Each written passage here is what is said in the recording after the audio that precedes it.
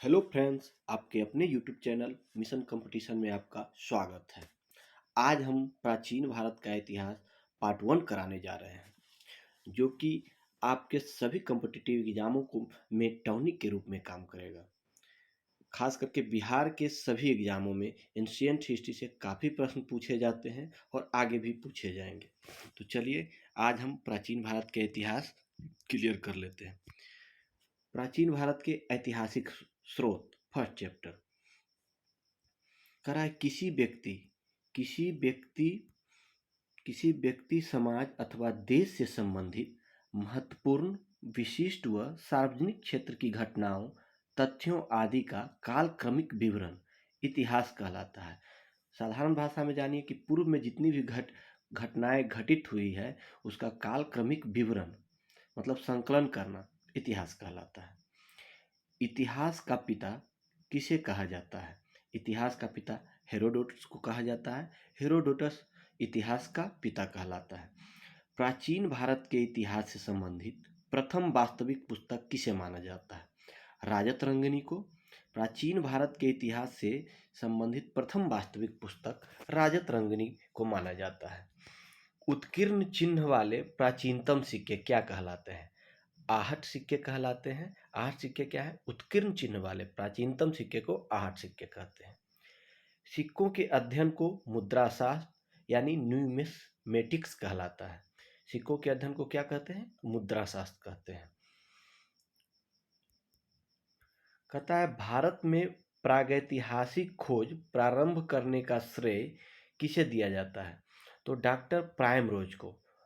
भारत में प्रागैतिहासिक खोज प्रारंभ करने का श्रेय किसे दिया जाता है? डॉक्टर प्राइमरोज को।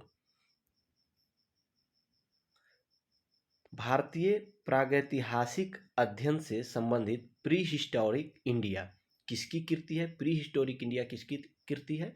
Stuart Piggott. Pre historic India किसकी कृति है? तो स्टुअर्ट पिगट की। चीनी यात्रियों ने अपने यात्रा वृत्तांत में भारत के लिए किस शब्द का प्रयोग किया है? इंतु, यानी भारत का नाम क्या रखा है? इंतु। तो चीनी यात्रियों ने भारत के लिए इंतु शब्द का प्रयोग किया है। उत्कीर्ण लेखों के अध्ययन को क्या कहा जाता है? अभिलेख शास्त्र कहा जाता है। अभिलेख शास्त्र को कहते हैं। लिपियों के विकास के अध्ययन को पुरालिपि विद्या या पुरालिपि शास्त्र भी कहा जाता है। लिपियों के विकास के अध्ययन को पुरालिपि विद्या कहा जाता है। भारतवर्ष कहता है कि सर्वप्रथम भारतवर्ष नाम का उल्लेख किस अभिलेख में किया गया है? तो हाथी गुम्फा अभिलेख। हाथी गुम्फा अभिलेख कहाँ है? कलिंग में। सर्वप्रथम भारतवर्ष नामक उल्लेख किस अभिलेख से प्राप्त है? यानी कलिंग का हाथी गुम्फा अभिलेख से। कहता है प्राचीन भारत का सर्वप्रथम सुनियोजित इतिहास किसने तैयार किया था? तो एक इतिहास शास्त्री थे, मतलब बी ए स्मिथ ने सर्वप्रथम सुनियोजित इतिहास लिखने का प्रयास किया है। चलिए आइए अब जानते हैं इतिहास के बारे में पूर्ण रूप से। इतिहास को 3 भागों में बांटा गया है। कौन कौन? पहला प्रागैतिहासिक काल, आध ऐतिहासिक काल और ऐतिहासिक काल। तीनों को एक काल खंड में बांटा गया है। देख लेते हैं पहले प्राग ऐतिहासिक काल को। मानव उत्पत्ति से 3000 ईसा पूर्व तक। ईसा पूर्व का मतलब क्या होता है? मतलब सन जो एक ईस्वी से पूर्व का पहले -1 -2 इस ढंग को न बोल के उसे ईसा पूर्व कहा जाता था। तो कहता है कि मानव उत्पत्ति से 3000 ईसा पूर्व तक प्रागैतिहासिक काल हुआ। कहता है पुरातात्विक साक्ष्य अध्ययन का एकमात्र स्रोत, क्योंकि लिखित साक्ष्य उपलब्ध नहीं। तो इसे अपनी भाषा में जाने कि पुरातात्विक साक्ष्य मतलब सिर्फ मतलब जैसे पत्थर, प्राकृतिक, कोई भी प्राकृतिक मतलब C14 विधि से जो भी ज्ञात हो गया कि कितना साल पुराना है, बस वही। ना तो हम कोई लिखित विवरण मिला है और ना हम उसको पढ़ सके हैं। चलिए आगे बढ़ते हैं। आध ऐतिहासिक काल 3000 ईस्वी पूर्व से 600 ईस्वी पूर्व तक को आध ऐतिहासिक काल कहते हैं। इस समय में लिखित साक्ष्य उपलब्ध किंतु अपठनीय। लिखित साक्ष्य तो मिले लेकिन इसे अभी तक पढ़ा नहीं जा सका। इसलिए इसे आध ऐतिहासिक काल कहा जाता है। जिस टाइम में कोई भी लिखित साक्ष्य नहीं मिला वो प्राग ऐतिहासिक काल, और जिस काल में लिखित साक्ष्य उपलब्ध हुए लेकिन पढ़ा नहीं जा सका उसे आध ऐतिहासिक काल कहते हैं। अब देखिए ऐतिहासिक काल 600 ईस्वी पूर्व से आगे पुरातात्विक एवं साहित्यिक दो प्रकार के साक्ष्य उपलब्ध, मतलब दोनों प्रकार के साक्ष्य मिले और दोनों को पढ़ा जा सका। अगर कोई भी लेख मिला उसे भी पढ़ा जा सका और कोई भी बुक किताब मिली उसे भी पढ़ा जा सका है, और इसी के अनुरूप इतिहास लिखा गया है। चलिए आप आगे बढ़ते हैं। कहता है प्राचीन भारतीय इतिहास को जानने के लिए किन स्रोतों का प्रयोग किया गया। तो धार्मिक ग्रंथ सबसे पहले, फिर ऐतिहासिक ग्रंथ, पुरातात्विक साक्ष्य तथा विदेशी विवरण।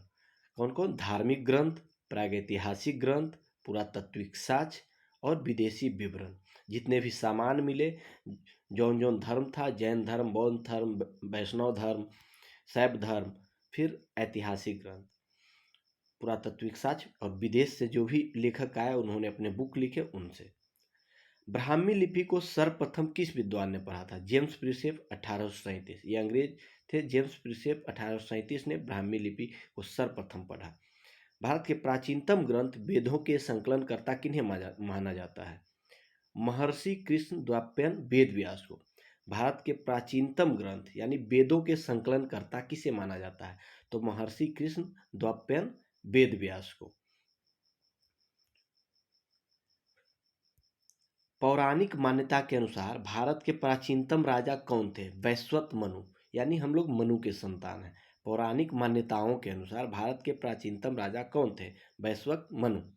वायु पुराण में किस वंश का उल्लेख है? वायु पुराण में गुप्त वंश का उल्लेख है। कौटिल्य के अर्थशास्त्र से किस वंश के इतिहास की जानकारी मिलती है? मौर्य वंश के।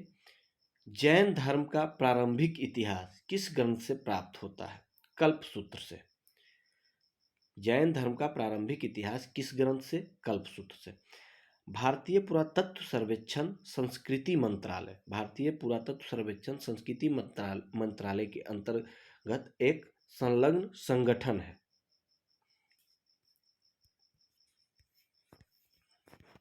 कहता है मत्स्य पुराण, मत्स्य पुराण किस वंश से संबंधित?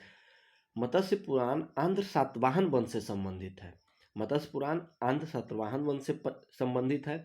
विष्णु पुराण किस वंश से संबंधित है? विष्णु पुराण मौर्य वंश से संबंधित है।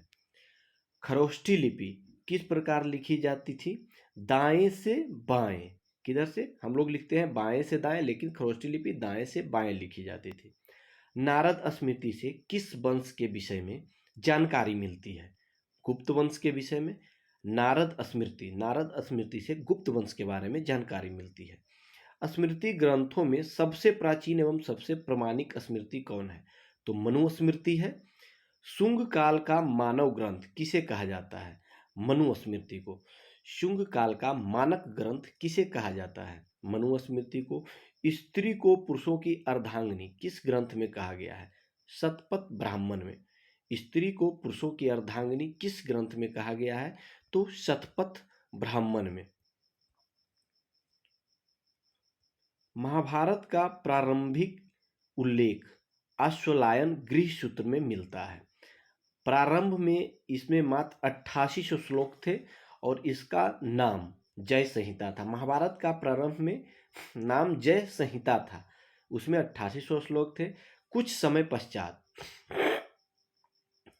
पश्चात यह बढ़कर 24,000 श्लोक हो गया और भारत नाम से प्रसिद्ध हुआ। अंत में 1,00,000 श्लोक होने के कारण इसे सप्तशास्त्री संहिता या महाभारत कहा जाने लगा। पूर्व में 88 श्लोक था तो जय संहिता नाम था, फिर 24,000 श्लोक होने पर इसका नाम भारत हो गया और 1,00,000 श्लोक होने के बाद सप्तशास्त्री संहिता यानी महाभारत कहा जाने लगा। पुरालेख विद्या से क्या अभिप्राय है? शिलालेखों का अध्ययन। पुरालेख विद्या से शिलालेखों का अध्ययन। पुरावशेष का महानतम अन्वेषक किसे माना गया है? डार्विन को। पुरावशेष का महानतम अन्वेषक किसे माना गया है? डार्विन को। इब्न बतूता का यात्रा वृतांत किस नाम से प्रसिद्ध है? रेहला। इब्न बतूता का यात्रा वृत्तांत, जब वो भारत आया था तो रेहला के नाम से वो अपना ये लिखा था ग्रंथ। ह्वेनसांग ने किस विश्वविद्यालय में बौद्ध धर्म का अध्ययन किया था?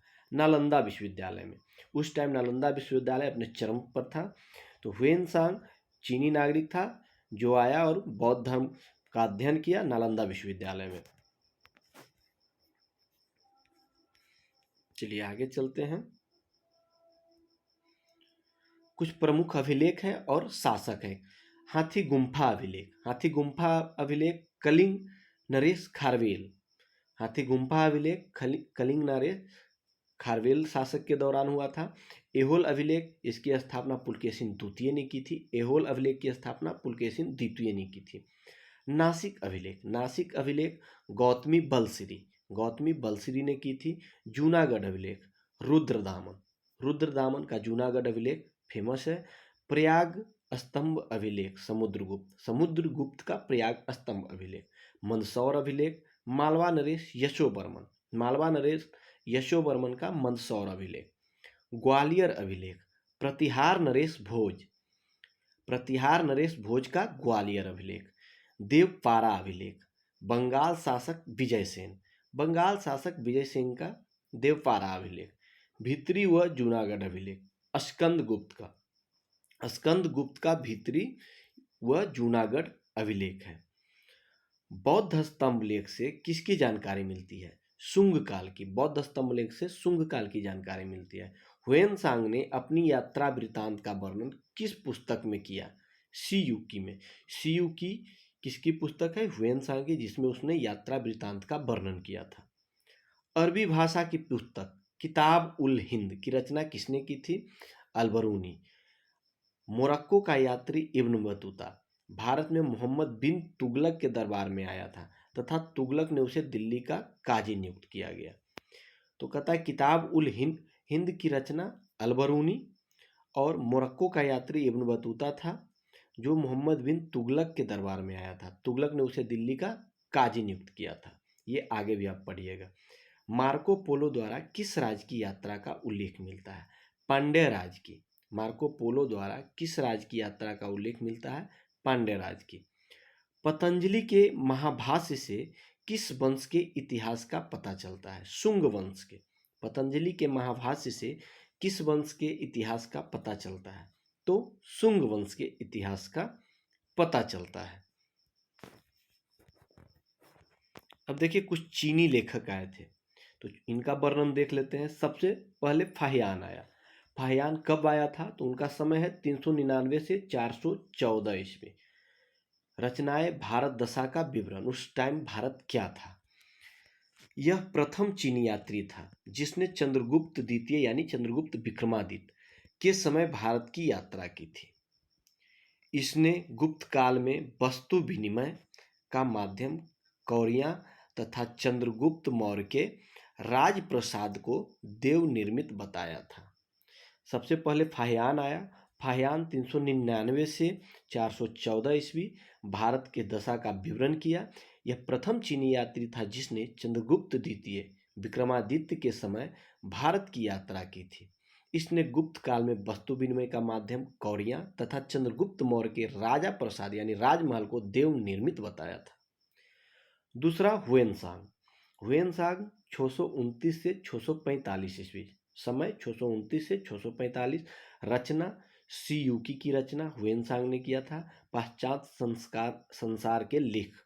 ह्वेनसांग सम्राट हर्षवर्धन के समय भारत आया था। इसने हर्ष को शिलादित्य की उपाधि से विभूषित किया। इसे यात्रियों का राजकुमार, शाक्य मुनि, नीति का पंडित भी कहा जाता है। ह्वेनसांग 629 से 645 ईस्वी भारत में रहा। सीयूकी की रचना की। ह्वेनसांग सम्राट हर्षवर्धन के समय आया। इसने हर्षवर्धन को शिलादित्य की उपाधि दी और इसे यात्रियों का राजकुमार, शाक्य मुनि, नीति का पंडित कहा जाता है। फिर इत्सिंग। इत्सिंग 673 से 675 यानी सबसे बाद आया, 673 से 675 ईस्वी में। प्रसिद्ध बौद्ध भिक्षुओं की आत्मकथाएं इसने लिखी इत्सिंग ने। चीनी बौद्ध यात्री जो नालंदा विश्वविद्यालय में अध्ययनरत रहा, उन्हीं के बारे में ये लिखा और चला गया। कहता है कि सती प्रथा, सती प्रथा का प्रथम अभिलेख यानी प्रथम लिखित साक्ष्य 510 ईस्वी पूर्व के भानुगुप्त के एरन अभिलेख से प्राप्त होता है। यानी प्रथम सती प्रथा का कहीं भी अगर लिखित साक्ष्य है तो 510 ईस्वी के भानुगुप्त के एरन अभिलेख से प्राप्त होता है। अब आइए पाषाण काल।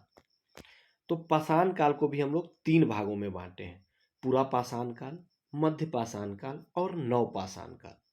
पूरा पाषाण काल 26 लाख से 9000 ईस्वी पूर्व तक। पूरा पाषाण काल 26 लाख से 9000 ईस्वी पूर्व तक। अब इसको देखिए, पूरा पाषाण को ही 3 भागों में बांटा गया है: निम्न पूरा पाषाण काल, मध्य पूरा पाषाण काल और उच्च पूरा पाषाण काल। निम्न पूरा पाषाण काल को 26 लाख से 50,000 ईस्वी पूर्व तक बांटा गया है। मध्य पूरा पाषाण काल को 50,000 ईस्वी पूर्व से 40,000 ईस्वी पूर्व तक। उच्च पूरा पाषाण काल को 40 ईस्वी पूर्व से 9000 ईस्वी पूर्व तक। अब मध्य पाषाण काल को देख लेते हैं। 9000 ईस्वी पूर्व से 4000 ईस्वी पूर्व तक मध्य पाषाण काल, और नव पाषाण काल 4000 ईस्वी पूर्व से 2500 ईस्वी पूर्व तक नव पाषाण काल हो गया। कहता है कि पाषाण युगीन अनुसंधान आरंभ करने का श्रेय किसे दिया जाता है? तो रॉबर्ट ब्रूस फुट को पाषाण युगीन अनुसंधान प्रारंभ करने का श्रेय दिया जाता है। मानव इतिहास का प्रारंभिक काल क्या कहलाता है? पूरा पाषाण काल कहलाता था। पूरा पाषाण काल कहते हैं आज भी उसे हम। इतिहास का प्रारंभिक काल पूरा पाषाण काल कहलाता है। प्राचीन भारत के औजार और अस्त्र शस्त्र बनाने के लिए निवासी किस पदार्थ का प्रयोग? सबसे पहले पत्थर। प्राचीन भारत के औजार और अस्त्र शस्त्र पत्थर से बनाए जाते थे। उस समय धातु का आविष्कार या खोज नहीं हुई थी। प्राचीन भारतीय भौगोलिक मान्यता के अनुसार भारतवर्ष किस द्वीप का खंड था? तो भारतवर्ष जम्बू द्वीप का खंड था, जिससे वो आंतरिक भूचाल आने के कारण जम्बू द्वीप से भारत अलग हुआ और पूरब की तरफ विस्थापित हो गया। आगे देखिए, सर्वप्रथम मानव सदृश प्राणी जो होमो सेपियंस से प्रजातीय रूप से भिन्न थे, उसे सामान्यतः किस रूप से जाना जाता है? पिथकैंथ्रोपस के रूप में। होमो सेपियंस से प्रजातीय रूप से भिन्न था, उसे पिथकैंथ्रोपस के रूप में जाना जाता है। भारत में मानव के सर्वप्रथम साक्ष्य कहाँ से प्राप्त होता है? हथनौरा, नर्मदा घाटी से। मानव के सर्वप्रथम साक्ष्य भारत में हथनौरा, कह रहा है कि भारत में कहाँ से प्राप्त हुआ था? तो हथनौरा, नर्मदा घाटी से। पाषाण संस्कृति से लेकर हड़प्पा सभ्यता तक के सांस्कृतिक अवशेष किस पुरास्थल से प्राप्त होते हैं? तो मेहरगढ़ से पाषाण संस्कृति के भी तथा हड़प्पा संस्कृति के भी पुरास्थल प्राप्त हुए हैं। जूते हुए खेत का साक्ष्य किस पुरातात्विक स्थल से प्राप्त हुआ है? कालीबंगा से। जूते हुए खेत का साक्ष्य किस पुरातात्विक स्थल से प्राप्त हुआ है? तो कालीबंगा से। बृहद पाषाण स्मारकों की पहचान किस रूप में की गई है? मृतकों को दफनाने के स्थान के रूप में। बृहद पाषाण स्मारकों की पहचान किस रूप में की गई है? मृतकों को दफनाने के स्थान के रूप में। प्राचीन स्थानीय जीवन के प्रमाण कहाँ से प्राप्त हुए हैं? मेहरगढ़ से। प्राचीन स्थानीय जीवन के प्रमाण मेहरगढ़ से प्राप्त हुए हैं। मनुष्य ने सर्वप्रथम किस धातु का प्रयोग किया था? तो तांबा का। अगर पत्थर के बाद सर्वप्रथम किसी भी धातु का प्रयोग किया तो वो तांबा था। प्रस्तर युग के लोगों के पास प्रथम घरेलू पशु कौन था? तो कुत्ता आज भी पालतू है, और उस टाइम भी अगर कोई पालतू बना तो वो कुत्ता था। उत्खनित प्रमाणों के अनुसार पशुपालन का प्रारंभ किस काल में हुआ? मध्य पाषाण काल में। मध्य पाषाण काल में मनुष्य पशुओं को पालना शुरू कर दिया था। मध्य पाषाण काल में पशुपालन के प्राचीनतम साक्ष्य कहाँ से मिलते हैं? तो आदमगढ़ से। कहाँ से मिलते हैं प्राचीनतम साक्ष्य? आदमगढ़ से मिलते हैं, मध्य पाषाण काल के। मानव द्वारा खाद्यान्नों की कृषि सर्वप्रथम किस काल में प्रारंभ हुई है? तो नव पाषाण काल में। मानव द्वारा खाद्यान्नों की कृषि सर्वप्रथम किस काल में प्रारंभ हुई है? तो नव पाषाण काल में प्रारंभ हुई है। मानव द्वारा प्रयोग में लाया जाने वाला प्रथम अनाज कौन था? तो जौ, बार्ली। मानव द्वारा प्रयोग में लाया जाने वाला प्रथम अनाज कौन है? तो जौ है। चाकोलिथिक युग को किस अन्य नाम से जाना जाता है? ताम्रपाषाण युग। चाल्कोलिथिक युग को अन्य किस नाम से जाना जाता है? तो ताम्रपाषाण युग से। ताम्रपाषाण कालीन स्थल इनाम गांव कहाँ है? तो महाराष्ट्र में। यहाँ से कच्ची मिट्टी के मकान व गोलाकार गड्ढों वाले मकान के साक्ष्य मिले हैं। इनाम गांव महाराष्ट्र में, यहाँ से कच्ची मिट्टी के मकान व गोलाकार गड्ढों वाले मकान के साक्ष्य मिले हैं। दूसरा है दाइमाबाद। दाइमाबाद कहाँ? ये भी महाराष्ट्र में। यहाँ से कलश समाधान तथा कलश को घरों के फर्श के नीचे रखने का प्रमाण मिला है। सबसे बड़ा ताम्रपाषाणिक स्थल भी कौन है? तो दाइमाबाद है। दाइमाबाद महाराष्ट्र में है। कलश समाधान तथा कलश को घरों के फर्श के नीचे रखने का प्रमाण और सबसे बड़ा ताम्रपाषाणिक स्थल भी माना जाता है दाइमाबाद को। तीसरा है नौदा टोली। नौदा टोली कहाँ है? महाराष्ट्र में। इसका उत्खनन HD सांकलिया द्वारा चित्रित करने वाले यानी चित्रित काले मृदभांड के प्रमाण मिले हैं। क्या कहता है? यह नौदा टोली महाराष्ट्र में है। इसका उत्खनन HD सांकलिया द्वारा चित्रित काले मृदभांड के प्रमाण मिले हैं। अगला है नेवासा। नेवासा भी महाराष्ट्र में है। 5 में 4 स्थल महाराष्ट्र में है। पटसन का प्रथम साक्ष्य नेवासा से मिला है और लाल तल पर काली डिजाइन वाले चाक निर्मित बर्तनों के प्रमाण भी मिले हैं। नेवासा से यहाँ भी मिट्टी के बर्तन मिले हैं। महाराष्ट्र पटसन का प्रथम साक्ष्य और लाल तल पर काली डिजाइन वाले चाक निर्मित बर्तनों के प्रमाण मिले हैं। ताम्रवती ये एक स्थल जो है राजस्थान में है। यहाँ से प्राप्त काले मृदभांड सफेद रैखिक चित्रों से सजे रहते हैं। ताम्रवती राजस्थान से है। यहाँ से प्राप्त काले मृदभांड सफेद रैखिक चित्रों से सजे रहते हैं। नवपाषाण काल शब्द का सर्वप्रथम प्रयोग वर्ष 1865 में सर जॉन लुबाक ने किया था। नवपाषाण काल शब्द का सर्वप्रथम प्रयोग वर्ष 1865 में सर जॉन लुबाक ने किया था। अगर आपको ये वीडियो पसंद आए तो लाइक और सब्सक्राइब जरूर कीजिएगा।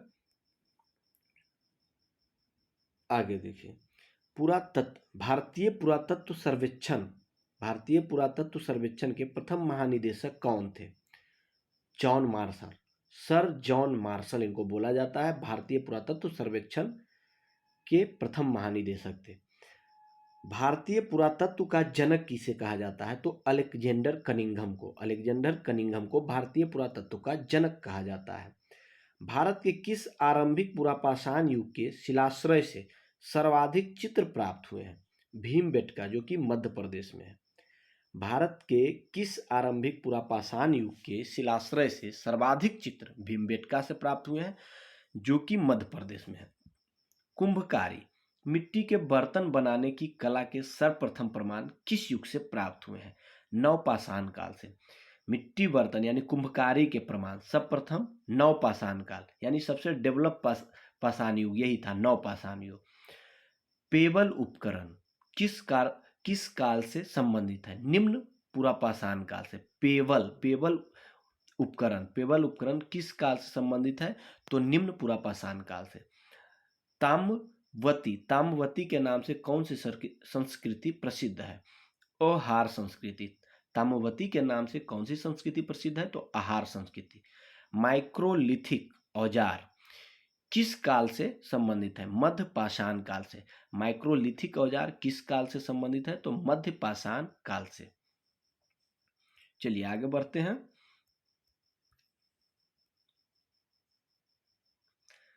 बेलन घाटी से प्राप्त औजार किस काल से संबंधित है? निम्न पुरापाषाण काल से। बेलन घाटी से प्राप्त औजार किस काल से संबंधित है? तो निम्न पुरापाषाण काल से। मानव की आखेटक और खाद्य संग्राहक की अवस्था किस काल से जुड़ी है? पुरापाषाण काल से। मानव की आखेटक और खाद्य संग्राहक मतलब यहाँ खाद्य संग्राहक घुमंटू था और खाद्य संग्राहक हो गया था, तो पुरापाषाण काल से। ताम्रपाषाण कालीन संस्कृति में महाराष्ट्र के लोग मृतकों को घर के फर्श के नीचे उत्तर से दक्षिण दिशा में रखकर दफनाते थे। ये उधर पढ़े थे, लेकिन यहाँ कह रहा है कि उत्तर से दक्षिण दिशा क्या था मृतकों को दफनाने का? तो उत्तर से दक्षिण। भारत के दो सर्वाधिक प्राचीन ज्ञात मध्य पाषाण कालीन स्थल कौन से हैं? महदहा और सराय नहर राय। भारत के दो सर्वाधिक प्राचीन ज्ञात तथा मध्य पाषाण कालीन स्थल कौन से हैं? तो महदहा और सराय नहर राय। आधुनिक मानव होमोसेपियंस का प्रादुर्भाव कब हुआ था? उच्च पुरापाषाण काल में। आधुनिक मानव यानी होमोसेपियंस का प्रादुर्भाव कब हुआ था? तो उच्च पुरापाषाण काल में। क्वार्टजाइट पत्थरों के स्थान पर जैस्पर, चट आदि के पत्थर सर्वप्रथम कब प्रयुक्त हुए? मध्य पुरापाषाण काल में। कब हुए? मध्य पुरापाषाण काल में। क्वार्टजाइट पत्थरों के स्थान पर जैस्पर, चट आदि के पत्थर सर्वप्रथम कब प्रयुक्त हुए? मध्य पुरापाषाण काल से। अग्नि का उपयोग करना मानव ने सर्वप्रथम कब सीखा? नवपाषाण काल में। अग्नि का प्रयोग सबसे आधुनिक अग्नि का प्रयोग हुआ नवपाषाण काल में। जीवाश्म, भारत में जीवाश्म का एकमात्र प्रमाण कहाँ मिला है? तो शिवालिक की पहाड़ियों में। शिवालिक पहाड़ी से जीवाश्म का प्रमाण। भारतीय उपमहाद्वीप में कृषि के प्राचीनतम साक्ष्य किस स्थान से प्राप्त हुए हैं? तो मेहरगढ़ से। भारतीय उपमहाद्वीप में कृषि के प्राचीनतम साक्ष्य कहाँ से प्राप्त हुए? तो मेहरगढ़ से। कपास के प्राचीनतम साक्ष्य कहाँ से प्राप्त हुए? तो मेहरगढ़ से। कृषि के प्राचीनतम साक्ष्य मेहरगढ़ और कपास के भी मेहरगढ़ से ही।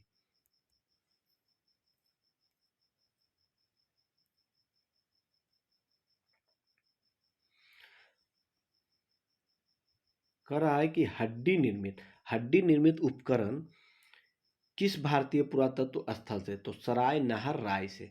हड्डी निर्मित पुरातात्विक स्थल किस भारतीय पुरातात्विक स्थल से प्राप्त हुए? हड्डी निर्मित उपकरण सराय नहर राय से। गौरिक मृदभांत पात्र का नामकरण कहाँ से हुआ है? हस्तिनापुर से। गौरिक मृदभांत पात्र का नामकरण कहाँ से हुआ है? तो हस्तिनापुर से। सिंधु घाटी सभ्यता के मुख्य स्थल मोहनजोदड़ो, चन्हूदरो, सुतकांगेडोर, हड़प्पा तथा कोटडीजी वर्तमान पाकिस्तान में है। चलिए तो आगे भी पढ़ना है कि सिंधु घाटी सभ्यता अभी हम पढ़ नहीं रहे। सिंधु घाटी सभ्यता के मुख्य स्थल मोहनजोदड़ो, चन्हूदरो, सुतकांगेडोर, हड़प्पा तथा कोटडीजी वर्तमान पाकिस्तान में है।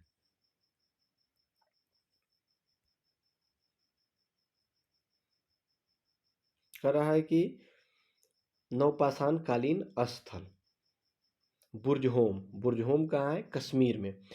कब्रों में माली के साथ कुत्ते दफनाने के साक्ष्य प्राप्त हुए। बुर्जहोम कश्मीर से कब्रों में माली के साथ कुत्ते को दफनाने के साक्ष्य प्राप्त हुए हैं। गुफ कराल ये भी कश्मीर में है। कृषि व पशुपालन के साक्ष्य हड्डी निर्मित औजार, धूसर मृद भांडों का प्रमाण, सिलबट्टा व हड्डी से निर्मित सुई के साक्ष्य प्राप्त हुए हैं। सिलबट्टा व हड्डी से निर्मित सुई के साक्ष्य प्राप्त हुए हैं गुफकराल कश्मीर से। मेहरगढ़ कहाँ? पाकिस्तान में। गेहूं की 3 व जौ की 2 किस्मों की खेती के प्रमाण मिले हैं। कच्ची ईंटों के आयताकार मकान और प्राचीनतम अस्थायी जीवन के साथ। मेहरगढ़ से गेहूं की 3 व जौ की 2 किस्मों की खेती के प्रमाण मिले हैं। कच्ची ईंटों के आयताकार मकान और प्राचीनतम अस्थायी जीवन के साक्ष्य भी मिले हैं। मदहदा ये उत्तर प्रदेश में है। गोलाकार झोपड़ियों के प्रमाण, धान के अलावा जौ की खेती व पशुबारा के भी साक्ष्य मिले हैं। मदहदा उत्तर प्रदेश से गोलाकार झोपड़ियों के प्रमाण और धान के अलावा जौ की खेती के भी प्रमाण और पशुबारा के भी साक्ष्य मिले। आगे है कोल्डिवा भी उत्तर प्रदेश में है। धान की खेती के प्रमाण प्राप्त हुए हैं। जो धान की खेती का भारत में ही नहीं बल्कि विश्व में सबसे प्राचीनतम साक्ष्य है। इम्पोर्टेंट है। कोल्डिवा जो है धान की खेती के सबसे विश्व में सबसे प्राचीनतम साक्ष्य कोल्डिवा से मिला है। संगनकल्लू कर्नाटक राख के टीले प्राप्त हुए हैं जो बेल्लारी जिले में अवस्थित है। संगनकल्लू से राख के टीले प्राप्त हुए। कर्नाटका से पिकली हल यहाँ से भी राख के थे वह निवास स्थल के साक्ष्य प्राप्त हुए हैं। यानी संगनकल्लू और पिकली हल दोनों कर्नाटका में और दोनों जगह से, एक जगह से राख के टीले और दूसरा जगह से राख के ढेर, यानी दोनों जगह से राख प्राप्त हुए हैं। चोपानी मांडो ये उत्तर प्रदेश में है। चोपानी मांडो कहाँ है? उत्तर प्रदेश में। यहाँ से मधुमक्खी के छत्ते जैसे झोपड़ी, ज्यामितीय आकार के सूक्ष्म पाषाण व हस्तलिपित मृदभांड के साक्ष्य प्राप्त हुए हैं। क्या कहता है? चोपानी मांडो से मधुमक्खी के छत्ते जैसी झोपड़ी या ज्यामितीय आकार के सूक्ष्म पाषाण व हस्त निर्मित मृदभांड के साक्ष्य प्राप्त हुए हैं। सारू तारू, ये गुवाहाटी के समीप उत्खनन से आदिम कुल्हाड़ियाँ व चित्रित मृदभांड प्राप्त हुए हैं। क्या क्या प्राप्त हुए हैं? गुवाहाटी के समीप उत्खनन से आदिम कुल्हाड़ियाँ व चित्रित मृदभांड प्राप्त हुए हैं। आगे है चिरांद। चिरांद कहाँ है? तो आपका बिहार में चिरांद है। यहाँ से हड्डी के उपकरण, चिरांद बिहार से हड्डी के उपकरण प्राप्त हुए हैं जो प्रायः हिरण के सींगों से निर्मित है। जो प्रायः हिरण के सींगों से निर्मित है। चिरांद बिहार में हड्डी के उपकरण यहाँ से प्राप्त हुए हैं जो हिरण के सींगों से निर्मित हुए हैं। दावोजली असम, यहाँ से कृषि व पशुपालन के साक्ष्य प्राप्त हुए हैं। दावोजली असम से कृषि व पशुपालन के साक्ष्य प्राप्त हुए हैं। नौदा टोली नामक ताम्रपाषाणिक स्थल का उत्खनन एच.डी. सांकलिया ने किया है। नौदा टोली नामक पाषाणिक स्थल का उत्खनन एच.डी. सांकलिया ने किया है। नौदा टोली वर्तमान मध्य प्रदेश में अवस्थित है। नौदा टोली वर्तमान में कहाँ है? मध्य प्रदेश में। एच.डी. सांकलिया ने किया है। अब आ गए हड़प्पा सभ्यता।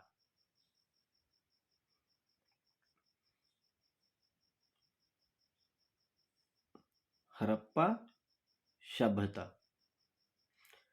हड़प्पा सभ्यता का सर्वाधिक मान्यता प्राप्त स्थल कौन सा है? नहीं सॉरी, मान्यता प्राप्त काल कौन सा है? 2500 ईस्वी पूर्व से 1750 ईस्वी पूर्व तक। हड़प्पा सभ्यता का सर्वाधिक मान्यता प्राप्त काल कौन सा है? 2500 से 1750 ईस्वी पूर्व तक।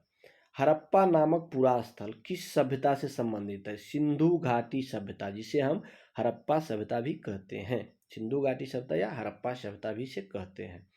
हड़प्पा सभ्यता की लिपि क्या थी? भाव चित्रात्मक थी। हड़प्पा सभ्यता की लिपि क्या थी? तो भाव चित्रात्मक थी। चित्रात्मक भी याद रख सकते हैं। हड़प्पा सभ्यता की जानकारी का प्रमुख स्रोत क्या है? पुरातात्विक खुदाई। हड़प्पा सभ्यता की जानकारी का प्रमुख स्रोत पुरातात्विक खुदाई है। मोहनजोदड़ो का शाब्दिक अर्थ क्या है? मृतकों का टीला।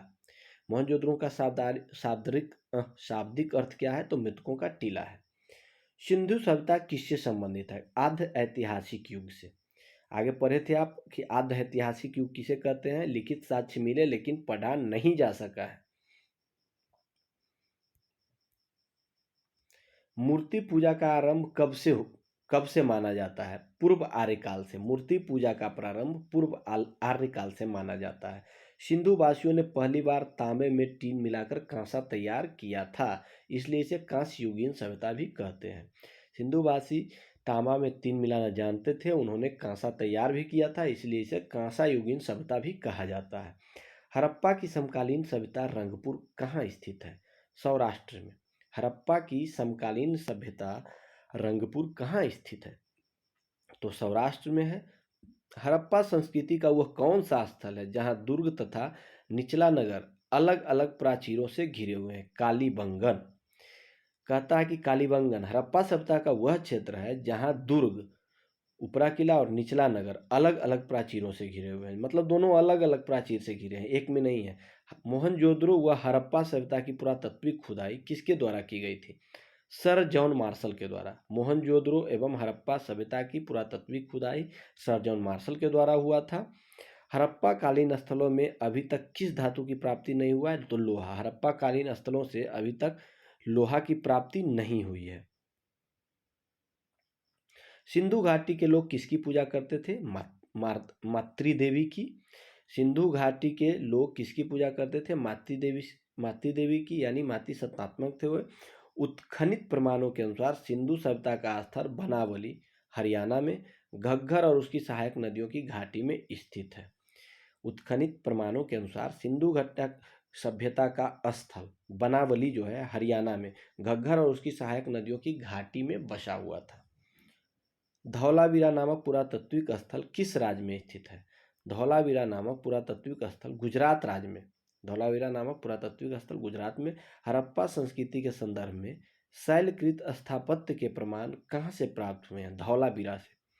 शैलकृत स्थापत्य के प्रमाण कहाँ से? तो धौलावीरा से, हड़प्पा संस्कृति के संदर्भ में। कहता है हड़प्पा कालीन मुहरों का सर्वाधिक प्रचलित आकार कौन सा था? तो वर्ग के आकार का।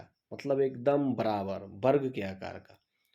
हड़प्पा संस्कृति और मुहरों पर घोड़े का अंकन नहीं हुआ है। हड़प्पा संस्कृति की मुहरों पर घोड़े का अंकन नहीं हुआ है। आधुनिक देवनागरी लिपि का प्राचीन रूप क्या है? तो ब्राह्मी लिपि है। आधुनिक देवनागरी लिपि जो हम लोग लिखते हैं उसका प्राचीनतम रूप ब्राह्मी लिपि है। दोनों मिलता जुलता है। विश्व में सबसे पहले कपास की खेती कहाँ आरंभ की गई थी? भारत में। विश्व में सबसे पहले कपास की खेती भारत में आरंभ की गई थी। सैंधव सभ्यता की समकालीन मिस्र की सभ्यता नील नदी के तट पर विकसित हुई थी। सैंधव सभ्यता की समकालीन सभ्यता जो क्या थी? मिस्र की सभ्यता, वो नील नदी के तट पर विकसित हुई थी। सिंधु घाटी सभ्यता से संबंधित वृषभ मुद्रा किस पुरातात्विक स्थान से प्राप्त हुई है? मोहनजोदड़ो से। सिंधु घाटी सभ्यता से संबंधित वृषभ मुद्रा किस पुरातात्विक स्थान से प्राप्त हुई? तो मोहनजोदड़ो से। मृन्न पट्टिका पर उत्कीर्ण सिंह युक्त देवता की मुहर कहाँ से प्राप्त हुई है? कालीबंगन से। मृन्न पट्टिका पर उत्कीर्ण सिंह युक्त देवता की मुहर कहाँ से प्राप्त हुई है? तो कालीबंगन से। लेखन कला की प्रणाली विकसित करने वाली प्रथम प्राचीन सभ्यता कौन थी? तो सुमेरियन सभ्यता थी। कौन थी? सुमेरियन सभ्यता, जिसने लेखन प्रणाली सबसे पहले विकसित किया था। सिंधु घाटी सभ्यता और गैर आर्य सभ्यता थी। सिंधु घाटी सभ्यता गैर आर्य सभ्यता थी क्योंकि यह नगरीय सभ्यता थी, जबकि आर्य मुख्यतः कृषि पर आश्रित थे। सिंधु घाटी सभ्यता गैर आर्य सभ्यता थी क्योंकि यह नगरीय सभ्यता थी, जबकि आर्य मुख्यतः कृषि पर आश्रित थे। सिंधु घाटी सभ्यता को आर्यों से पूर्व की सभ्यता रखे जाने का महत्वपूर्ण कारक क्या है? मृद भांड। सिंधु घाटी सभ्यता को आर्यों से पूर्व की सभ्यता रखे जाने का महत्वपूर्ण कारक मृदभांड है। भारत के में किस प्रकार के मृदभांड द्वितीय नगरीकरण के प्रारंभ के प्रतीक माने जाते हैं? उत्तरी काले पॉलिशकृत मृदभांड। उत्तरी काले पॉलिशकृत मृदभांड भारत में किस प्रकार के मृदभांड द्वितीय नगरीकरण माने द्वितीय नगरीकरण के प्रारंभ के प्रतीक मानते हैं? तो उत्तरी काले पॉलिशकृत मृदभांड को। भारत में चांदी की उपलब्धता के प्राचीनतम साक्ष्य किस सभ्यता से मिले? हड़प्पा सभ्यता से। यानी अभी लोहा की खोज नहीं हुई है, अभी चांदी कांसा तांबा सब मिल चुका है, लोहा नहीं मिला है, यानी सबसे महत्वपूर्ण धातु लोहा। हड़प्पा काल की मुद्राओं में मुख्यतः किस पदार्थ का उपयोग किया जाता था? सेलखरी का। मुद्राओं के निर्माण में, हड़प्पा काल की मुद्राओं के निर्माण में सेलखरी का प्रयोग किया जाता था। अब देख लीजिए कि ये हड़प्पा सभ्यता की सीमा, तो सबसे उत्तरी सीमा मांडा जम्मू कश्मीर, दक्षिणी दैमाबाद जो महाराष्ट्र में थी, पूर्वी आलमगीरपुर उत्तर प्रदेश में, और पश्चिमी सुतकांगेडोर बलूचिस्तान पाकिस्तान तक। कहाँ कहाँ तक इसकी सीमा फैली हुई थी? ऐसे तो इसका त्रिभुजाकार माना जाता है। मांडा, उत्तर में मांडा जम्मू कश्मीर, उत्तर में मांडा जम्मू कश्मीर, दक्षिण में दैमाबाद महाराष्ट्र, पूरब में आलमगीरपुर उत्तर प्रदेश, और पश्चिम में सुतकांगेडोर बलूचिस्तान पाकिस्तान। लोथल को लघु हड़प्पा या लघु मोहनजोदड़ो भी कहा जाता है। इसके पूर्वी भाग में गोदीबारा का साक्ष्य मिला है। लोथल से क्या मिला है? गोदीबारा। इसे लघु हड़प्पा या लघु मोहनजोदड़ो भी कहा जाता है। आइए पूरा लिस्ट पे ही ध्यान दे देते हैं, किसकी खोज किसने की और क्या क्या किया। देखिए हड़प्पा मोंटगोमरी जिला पाकिस्तान में स्थित है। हड़प्पा कहाँ था? तो आज के मोंटगोमरी जिला पाकिस्तान। इसके उत्खनन करता राय बहादुर दयाराम साहनी, व्हीलर और माधव स्वरूप वत्स। वर्ष 1921 में रावी नदी के तट पर हड़प्पा था। यहाँ से मिले क्या? अन्न भंडार, कांसे से निर्मित खिलौना गाड़ी, पारदर्शी वस्त्र पहने हुए एक मूर्ति, गरुड़ चित्रित मुद्रा, मछुआरे का चित्र, शंख का बैल और कांस्य दर्पण। क्या क्या मिले? स्थल हड़प्पा कहाँ है? तो मोंटोगिरी पाकिस्तान में। खोजकर्ता राय बहादुर दयाराम साहनी, व्हीलर और माधव स्वरूप वत्स। इसकी खोज कब हुई? 1921 में रावी नदी के तट पे। कहाँ है? इससे प्राप्त अन्न भंडार, कांसे से निर्मित खिलौना, पारदर्शी वस्त्र पहने मूर्ति, गरुड़ चित्रित मुद्रा, मछुआरे का चित्र, शंख का बैल, कांस्य दर्पण। अगला है चलिए मोहनजोदड़ो लरकाना जिला पाकिस्तान में।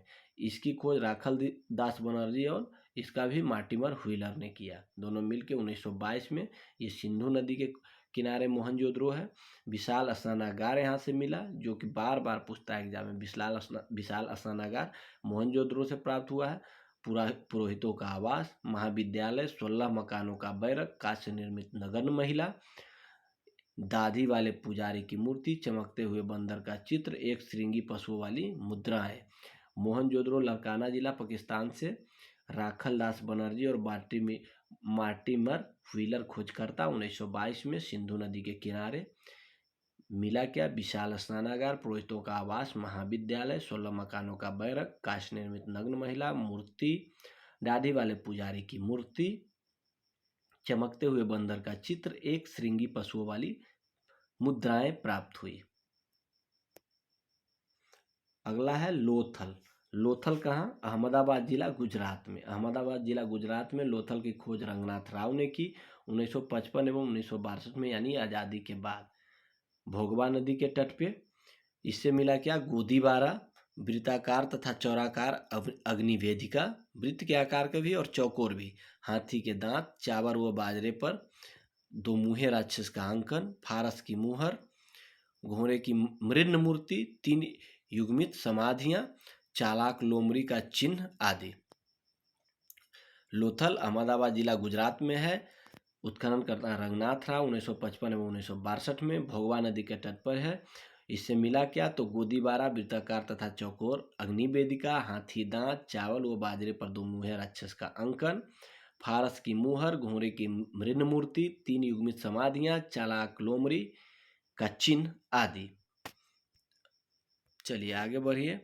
अब आ गया चन्हुद्रो। चन्हुद्रो कहाँ है? सिंध पाकिस्तान में है। खोजकर्ता अर्नेस्ट मैके व एनजी मजुमदार। अर्नेस्ट मैके व एनजी मजुमदार 1931 में सिंधु नदी के तट पर। चन्हुद्रो भी सिंधु नदी के तट पर सिंध पाकिस्तान में है। मनके बनाने का कारखाना, बिल्ली का पीछा करते हुए कुत्ते का साच, लिपस्टिक, काश्यगारी, बकराकार ईंट, कंघा, 3 घड़ियालों तथा 2 मछलियों के अंकन वाली मुद्रा, काजल, पाउडर प्राप्त हुई है। यानी चन्हुद्रो कहाँ? तो सिंध पाकिस्तान में। अर्नेस्ट मैके व एनजी मजुमदार ने इसकी खोज की 1931 में। सिंधु नदी के तट पर है। मनके बनाने का कारखाना, बिल्ली का पीछा करते हुए कुत्ते का साच, लिपस्टिक, काश्यगारी, बकराकार ईंट, कंघा, 3 घड़ियालों तथा 2 मछलियों के अंकन वाली मुद्रा, काजल, पाउडर प्राप्त हुई है। अब आगे चलते हैं कालीबंगा। कालीबंगा कहाँ है? हनुमानगढ़ जिला राजस्थान में। इसके खोजकर्ता अमलानंद घोष, ब्रजवासीलाल एवं बीके थापर। अमलानंद घोष, ब्रजवासीलाल एवं बीके थापर 1953 और 60 में घग्गर नदी के किनारे है। यहाँ से प्राप्त हुए हैं जूते हुए खेत का साच, भूकंप के साच, अग्नि हवन कुंड, अलंकृत ईंट, चूड़ियाँ, संभवतः एक साथ फसल बोने के साच, लकड़ी की नाली। क्या क्या प्राप्त हुए हैं? कालीबंगा हनुमानगढ़ जिला राजस्थान में है। अमलानंद घोष, ब्रजवासी लाल एवं बीके थापर इसके खोजकर्ता हैं। 1953 और 1960 में इसकी खोज हुई है। 1953 से 1960 तक घग्गर नदी के किनारे कालीबंगा है। यहाँ से जूते हुए खेत का साक्ष्य, भूकंप के साक्ष्य, अग्नि हवन कुंड, अलंकृत ईंट, चूड़ियाँ, संभवतः एक साथ फसल बोने के साक्ष्य, लकड़ी की नाली। राखी गढ़ी। राखी गढ़ी हिसार हरियाणा, हिसार जिला हरियाणा में है। राखी गढ़ी इसकी खोज सूरज भान ने की 1969 में। यह घग्गर नदी के किनारे राखी गढ़ी है। यहाँ से खोज ताम्र उपकरण, हड़प्पा लिपि युक्त मुद्रा आदि की खोज हुई। राखी गढ़ी हिसार हरियाणा में है। सूरज भान ने इसकी खोज की 1969, घग्गर नदी के तट पे है। ताम्र उपकरण, हड़प्पा लिपि युक्त मुद्रा यहाँ से खोज हुई। कोट डीजी खैरपुर पाकिस्तान में है। धुरिये एवं फजल अहमद, धुरिये एवं फजल अहमद ने खोजा 1935-1955 में सिंधु नदी के तट पर। किलेबंदी का साक्ष्य नहीं, कच्ची ईंटों के मकान व चूल्हे। कोट डीजी से किलेबंदी का साक्ष्य नहीं और कच्चे ईंटों के मकान व चूल्हे। बनावली, बनावली कहाँ है? ये भी हिसार हरियाणा में। राखी गढ़ी भी हिसार हरियाणा में और बनावली भी हिसार हरियाणा में। इसकी खोज RS बिष्ट और रविंद्र सिंह बिष्ट, इसी का नाम है RS बिष्ट 1973 में। सरस्वती नदी के किनारे बनावली था। यहाँ से मिट्टी का हल, खिलौना, सड़कों पर बैलगाड़ी के पहिए का साच तथा जौ के साच प्राप्त हुए हैं। बनावली से जौ का साच प्राप्त हुआ है, मिट्टी का हल, सड़कों पर बैलगाड़ी के पहिए के साच। सरस्वती नदी के तट पर 1973 ईस्वी में आर.एस. बिष्ट ने खोज की। हिसार हरियाणा में है। आगे क्या है? रोपर। रोपर कहाँ है? तो रूपनगर पंजाब में है। रूपनगर पंजाब में है। इसकी खोज जगदत्त शर्मा ने रोपर की खोज की 1955 में। सतलज नदी के किनारे तांबे की कुल्हाड़ी, मानव के साथ कुत्ते दफनाने का साक्ष्य यहाँ से भी प्राप्त हुआ है। रोपर रूपनगर पंजाब में जगदत्त शर्मा ने खोज की 1955 में। और सतलज नदी के किनारे यहाँ से तांबे की कुल्हाड़ी, मानव के साथ कुत्ते दफनाने के साक्ष्य प्राप्त हुए हैं। अब हो गया रंगपुर। रंगपुर काठियावाड़ गुजरात में है। लोथल भी गुजरात में था, रंगपुर भी गुजरात में है। S.R. राव। रंगपुर की खोज S.R. राव ने 1954 में भादर और मादर नदी के तट पे है। ज्वार, बाजरा, 3 संस्कृतियों के अवशेष, नालियां, कच्चे ईंट के दुर्ग, धान की भूसी। रंगपुर काठियावाड़ गुजरात में है। S.R. राव इसके खोजकर्ता है। 1954 में खोज हुई और भादर या मादर नदी के किनारे अवस्थित है। ज्वार व बाजरा, 3 संस्कृतियों के अवशेष, नालियां, कच्चे ईंट के दुर्ग, धान की भूसी आदि यहाँ से प्राप्त हुए। आलमगीरपुर कहाँ है? तो मेरठ में है। इसकी खोजकर्ता जगदत्त शर्मा। 1958 हिंडन नदी के तट पर मृदभांडों पर रंगीन चित्रकारी के साक्ष्य प्राप्त हुए हैं। आलमगीरपुर, मेरठ, उत्तर प्रदेश से जगदत्त शर्मा 1958 में हिंडन मृदभांडों पर रंगीन चित्रकारी के साक्ष्य भी प्राप्त हुए हैं। सूटकांगेडोर, ये बलूचिस्तान पाकिस्तान में है। सूटकांगेडोर, ऑरेंज स्टाइन और जॉर्ज डेल्स सूटकांगेडोर की खोज की 1927 और 1962 में। यह दास्क नदी के किनारे है। सूटकांगेडोर दास्क नदी के किनारे है। 3 संस्कृतियों के साक्ष्य यहाँ से भी प्राप्त हुए हैं। प्राकृतिक चट्टान पर अवस्थित मानव अस्थित राख से भरा बर्तन, बेबीलोन से व्यापार के साक्ष्य भी यहाँ से प्राप्त हुए हैं। सूटकांगेडोर से 3 संस्कृतियों के साक्ष्य, प्राकृतिक चट्टान पर अवस्थित मानव स्थिर राख, अस्थिर राख से भरा बर्तन, बेबीलोन से व्यापार के साक्ष्य भी और बंदरगाह भी यहाँ से मिले हैं। अगला है मांडा कहाँ है? तो जम्मू कश्मीर में। सबसे उत्तरी सीमा जगपति जोशी, मांडा के खोजकर्ता जगपति जोशी 1982 ईस्वी में। यह मांडा जो है चिनाब नदी के तट पर है। चट, ब्लेड, हड्डी निर्मित बानाग्र मुहरों के साथ प्राप्त हुए हैं। मुहरों के साक्ष्य प्राप्त हुए हैं। मांडा जम्मू कश्मीर से क्या प्राप्त हुए हैं? चट, ब्लेड, हड्डी निर्मित बानाग्र मुहरों के साक्ष्य प्राप्त हुए हैं। सुत का कोह पेरिन बलूचिस्तान, यानी ये भी पाकिस्तान में है। सुत का कोह पेरिन बलूचिस्तान में है। जॉर्ज डेल्स, इसके भी खोजकर्ता जॉर्ज डेल्स है। सूटकांगेडोर के भी जॉर्ज डेल्स थे। 1962 में इसकी खोज हुई।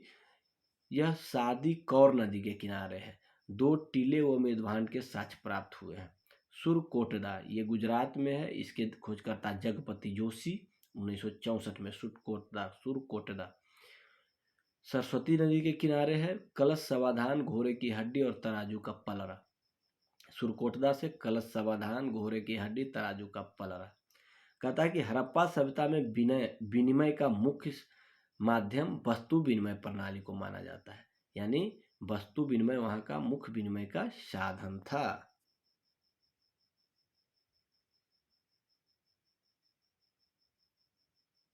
चलिए अब वेद के बारे में जान लेते हैं। कहता है कि वेद का शाब्दिक अर्थ क्या है? तो वेद का शाब्दिक अर्थ ज्ञान है, यानी नॉलेज। वेद का शाब्दिक अर्थ। सर्वाधिक प्राचीन वेद कौन सा है? तो ऋग्वेद है। सर्वाधिक प्राचीन वेद ऋग्वेद। आर्य शब्द किसको इंगित करता है? श्रेष्ठ को। आर्य का मतलब श्रेष्ठ होता है। ऋग्वेद में कुल कितने मंडल और सूक्त हैं? 10 मंडल और 1028 सूक्त हैं। ऋग्वेद में कुल कितने मंडल और सूक्त हैं? 10 मंडल और 1028 सूक्त। त्रयी नाम किसके लिए प्रयोग किया जाता है? त्रयी तीनों वेदों के लिए, ऋग्वेद, सामवेद, यजुर्वेद के लिए। त्रयी नाम तीनों वेदों के लिए प्रयोग होता है, ऋग्वेद, सामवेद और यजुर्वेद के लिए। यज्ञ संबंधी विधि विधानों का वर्णन किसमें है? तो यजुर्वेद में है। यज्ञ संबंधी विधि विधानों का वर्णन यजुर्वेद में है। चारों वेदों में से किस एक में जादू टोना और वशीकरण का वर्णन है? अथर्ववेद में जादू टोना और वशीकरण का वर्णन अथर्ववेद में है। उपनिषद उपनिषद किस परंपरा पर आधारित है? भारतीय दर्शन परंपरा पर। उपनिषद किस परंपरा पर है? भारतीय दर्शन परंपरा पर है। ऋग्वेद का कौन सा मंडल पूर्णतः सोम देवता को समर्पित है? 9वां मंडल। ऋग्वेद का कौन सा मंडल पूर्णतः देव से सोम देवता को समर्पित है? तो 9वां मंडल। अध्यात्म ज्ञान से संबंधित नचिकेता और यम का संवाद किस उपनिषद में प्राप्त होता है? कठोपनिषद। कठोपनिषद में नचिकेता और यम का संवाद, जो कि एक अध्यात्म ज्ञान के रूप में जाना जाता है। उपनिषद काल के राजा अश्वपति किस स्थान के शासक थे? कैकेयी के। उपनिषद काल के राजा अश्वपति कैकेयी के शासक थे। मोक्ष प्राप्ति के साधन की चर्चा किस वैदिक साहित्य में की गई है? उपनिषद में। मोक्ष प्राप्ति की चर्चा किस वैदिक साहित्य में की गई है? तो उपनिषद काल में की गई है। वैदिक नदी अस्किनी की पहचान किस नदी के रूप में की गई है? चिनाव नदी के रूप में। कहता है वैदिक नदी अस्किनी की पहचान किस नदी के रूप में की जाती है? तो चिनाव नदी के रूप में। आरंभिक वैदिक सभ्यता, आरंभिक वैदिक साहित्य में सर्वाधिक बार वर्णित नदी कौन सी है? तो सिंधु नदी। सिंधु नदी सर्वाधिक बार वर्णित नदी सिंधु नदी। चलिए आगे बढ़ते हैं। कहता है कौन सा वेद ऋग्वेद पर आधारित संगीतमय ऋचाओं का संकलन है? तो सामवेद। ऋग्वेद पर आधारित संगीतमय ऋचाओं का मतलब संगीत का जो वेद है वो सामवेद है। वर्ण व्यवस्था का सर्वप्रथम विवरण कहाँ मिलता है? वर्ण व्यवस्था का सर्वप्रथम विवरण ऋग्वेद के 10वें मंडल में मिलता है। वर्ण व्यवस्था का वर्णन। कहता है पूर्व वैदिक काल में किन दो संस्थाओं पर राजा का नियंत्रण था? किन दो संस्थाओं पर राजा का नियंत्रण? सभा और समिति का। पूर्व वैदिक काल में किन दो संस्थाओं का राजा पर नियंत्रण था? वो राजा पे नियंत्रण था। सभा और समिति का, जो सभा और समिति ही सत्ता चलाते थे। वैदिक देवताओं का पुरोहित किसे माना जाता है? बृहस्पति को। वैदिक देवताओं का पुरोहित किसे माना जाता है? तो बृहस्पति को। ऋग वैदिक काल में निष्क शब्द का प्रयोग एक आभूषण के रूप में होता था, किंतु पूर्ववर्ती काल में उसके प्रयोग किस वस्तु के लिए किया जाने लगा? सिक्के। ऋग वैदिक काल में निष्क का प्रयोग आभूषण के लिए किया जाता था, किंतु परवर्ती काल में उसका प्रयोग सिक्कों के लिए किया जाता था। निष्क सिक्के को कहा जाता था। पुरुष मेध प्रथा का उल्लेख ग्रंथ में मिलता है। किस ग्रंथ में मिलता है? शतपथ ब्राह्मण में। पुरुष मेध प्रथा का उल्लेख शतपथ ब्राह्मण में मिलता है। आइए देख लेते हैं। वेद है ऋग्वेद। ऋग्वेद का ब्राह्मण ग्रंथ कौन है? कौशितकी और ऐत्रेय। इसमें सूक्तों की संख्या 1028 है। उपनिषद कौशितकी और ऐत्रेय। अरण्यक है ऐत्रेय कौशितकी। अधेता मतलब इसको जो पढ़ने वाला होता था, पुजारी, उसको होत्री कहते थे। उपवेद यानी प्रवर्तक आयुर्वेद प्रजापति। ऋग्वेद के ब्राह्मण ग्रंथ कौन है? कौशितकी तथा ऐत्रेय। सूक्त 1028। उपनिषद कौशितकी ऐत्रेय। अरण्यक ऐत्रेय कौशितकी। गाने वाले को होत्री कहा जाता था और इसका उपवेद आयुर्वेद है। यजुर्वेद तैत्तरीय और शतपथ ब्राह्मण। इसके ब्राह्मण ग्रंथ तैत्तरीय और शतपथ। सूक्त नहीं है।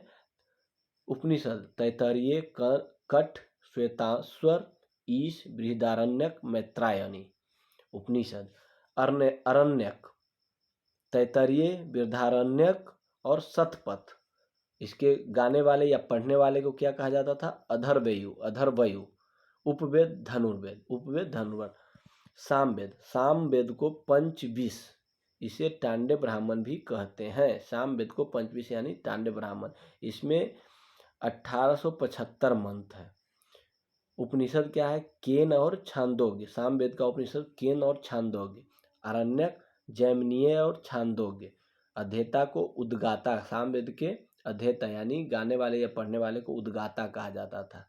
उपवेद गंधर्व वेद। सामवेद का उपवेद गंधर्व वेद जैसे नारद।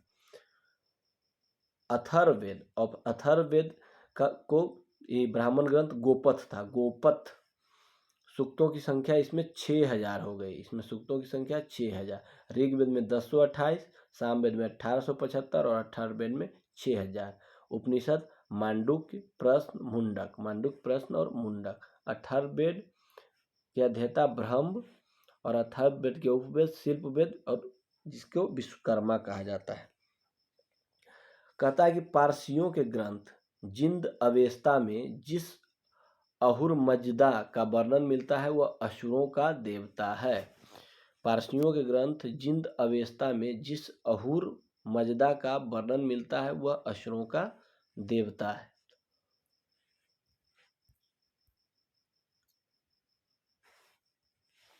ईरान से भारत में आर्यों के आने की सूचना किस अभिलेख से प्राप्त होती है?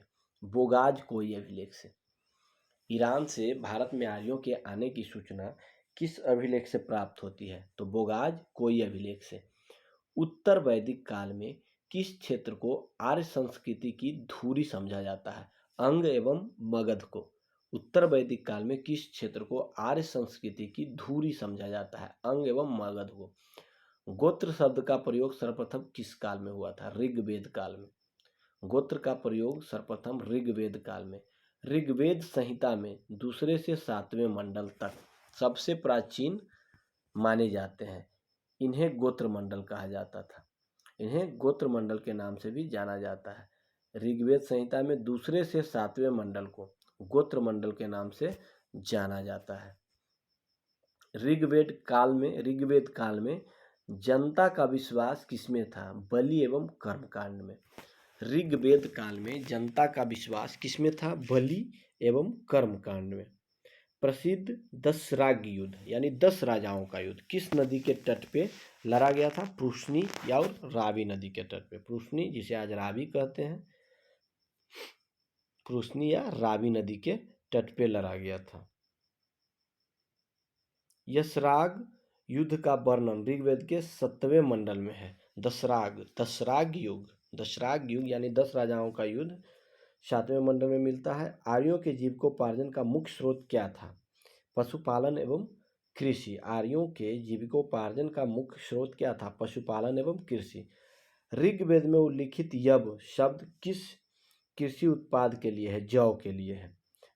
यव शब्द का उपयोग जौ के लिए है। वैदिक युग में प्रचलित लोकप्रिय शासन प्रणाली का क्या नाम था? वंशानुगत राजतंत्र प्रणाली। वैदिक युग में प्रचलित लोकप्रिय शासन प्रणाली का क्या नाम था? वंशानुगत राजतंत्र प्रणाली।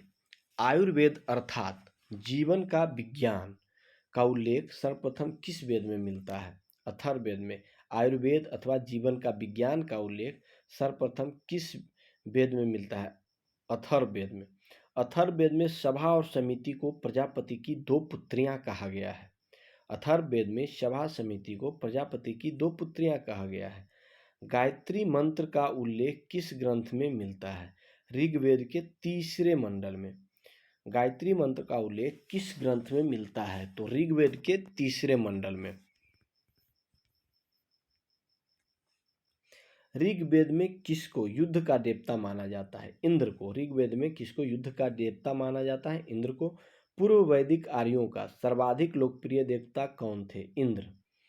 पूर्व वैदिक आर्यों का सर्वाधिक लोकप्रिय देवता कौन था? इंद्र। गायत्री मंत्र की रचना किसने की थी? विश्वामित्र ने। गायत्री मंत्र की रचना किसने की थी? तो विश्वामित्र ने। श्रीमद् भागवत गीता मूल रूप से किस भाषा में लिखी गई थी? संस्कृत में। श्रीमद् भागवत गीता संस्कृत में लिखी गई थी। सत्यमेव जयते शब्द किस ग्रंथ से लिया गया है? मुंडकोपनिषद से। सत्यमेव जयते मुंडकोपनिषद से लिया गया है।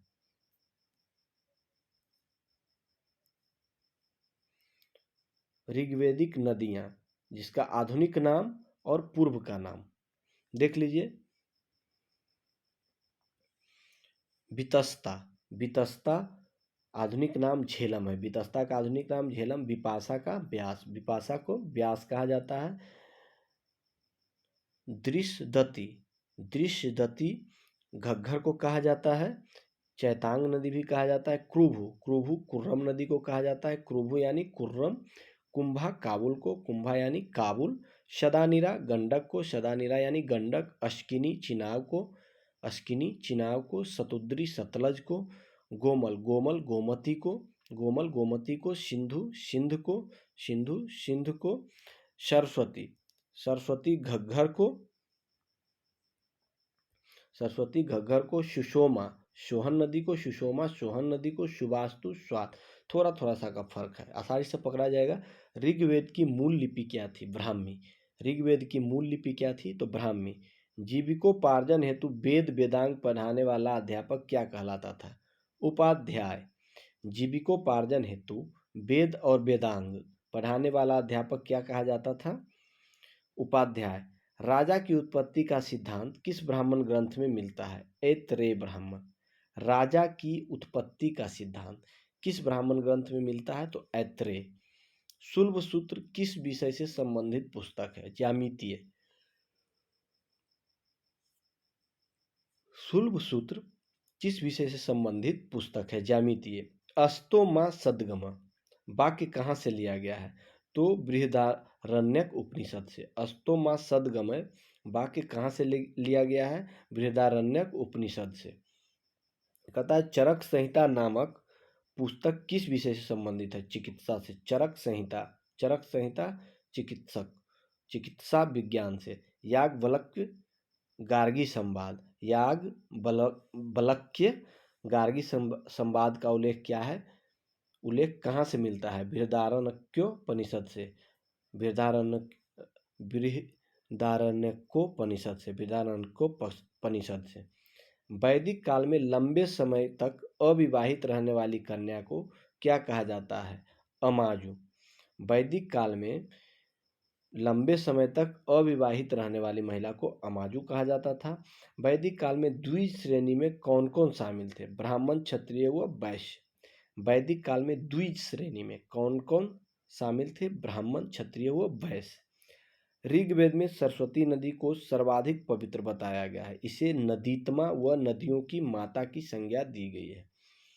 ऋग्वेद में सरस्वती नदी को सर्वाधिक पवित्र माना गया है।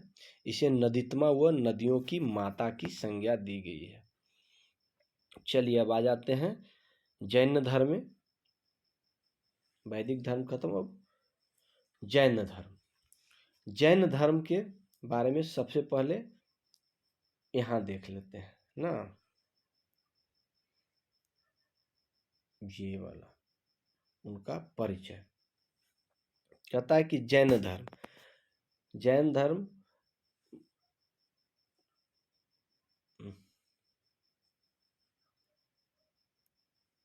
चलिए यहीं शुरू करते हैं।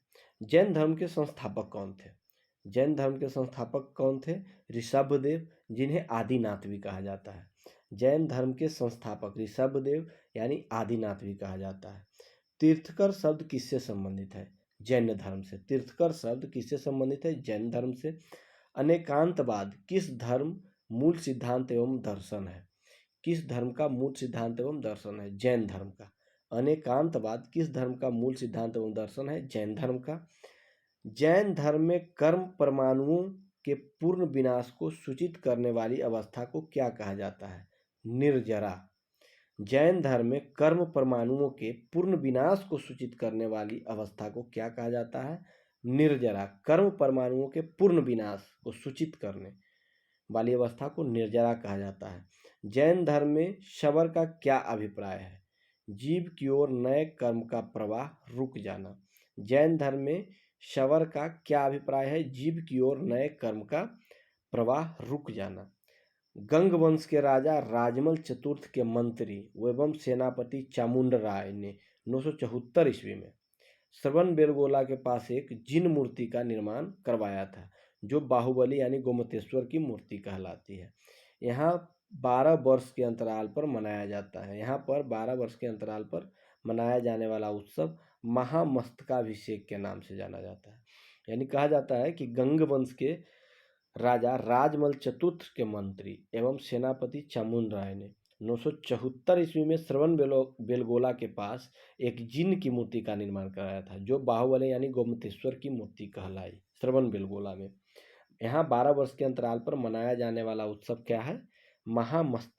मस्तकाभिषेक। महामस्तकाभिषेक है।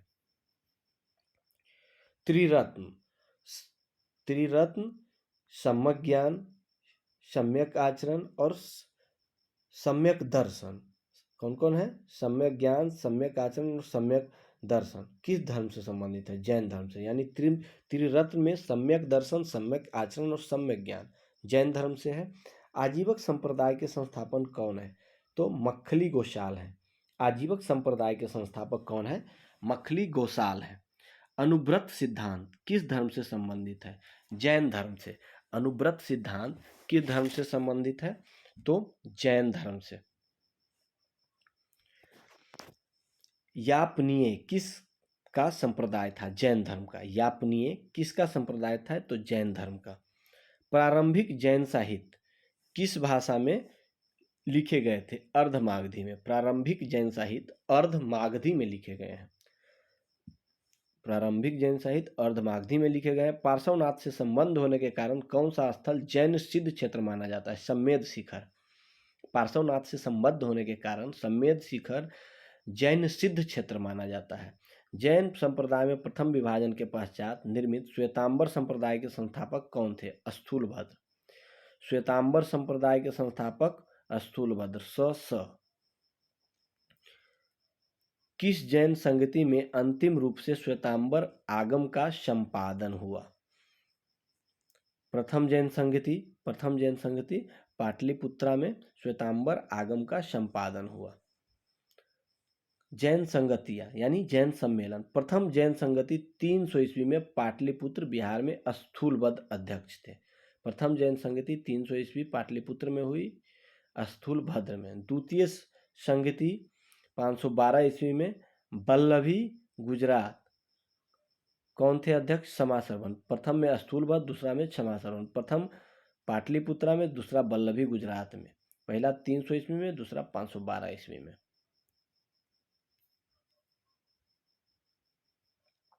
अब देखिए महावीर स्वामी के बारे में जान लेते हैं, जो कि 24वें तीर्थकर थे और सबसे प्रसिद्ध तीर्थकर भी ये हुए। जन्म 540 ईस्वी पूर्व में। महावीर स्वामी का जन्म 540 ईस्वी पूर्व में। जन्म स्थल वैशाली के कुंड ग्राम के निकट बिहार में। वैशाली के कुंड ग्राम के निकट बिहार में। पिता का नाम सिद्धार्थ बज्जी संघ के कुंड ग्राम के ज्ञात्रिक क्षत्रिय कुल के प्रधान थे। ज्ञात्रिक क्षत्रिय कुल के पिता का नाम सिद्धार्थ बज्जी संघ के कुंड ग्राम के ज्ञात्रिक कुल के प्रधान थे। माता त्रिशला लिच्छवी शासक चेटक की बहन थी। माता का नाम त्रिशला, जो कि लिच्छवी शासक चेटक की बहन थी। बचपन का नाम क्या था? वर्धमान महावीर। महावीर के बचपन का नाम वर्धमान महावीर। पत्नी यशोधा, कुंडीय गोत्र के राजा समरवती की कन्या। पत्नी का नाम अशोधा। पुत्री का नाम प्रियदर्शना। अन्नोजा प्रियदर्शी भी कहा जाता है। प्रियदर्शना या अन्नोजा। प्रमुख उपाधि कैबलिन, कैबल्य सर्वोच्च ज्ञान प्राप्त व्यक्ति। जिन यानी विजेता, निर्गंथ यानी बंधन रहित, अहर्त एवं पूज्य।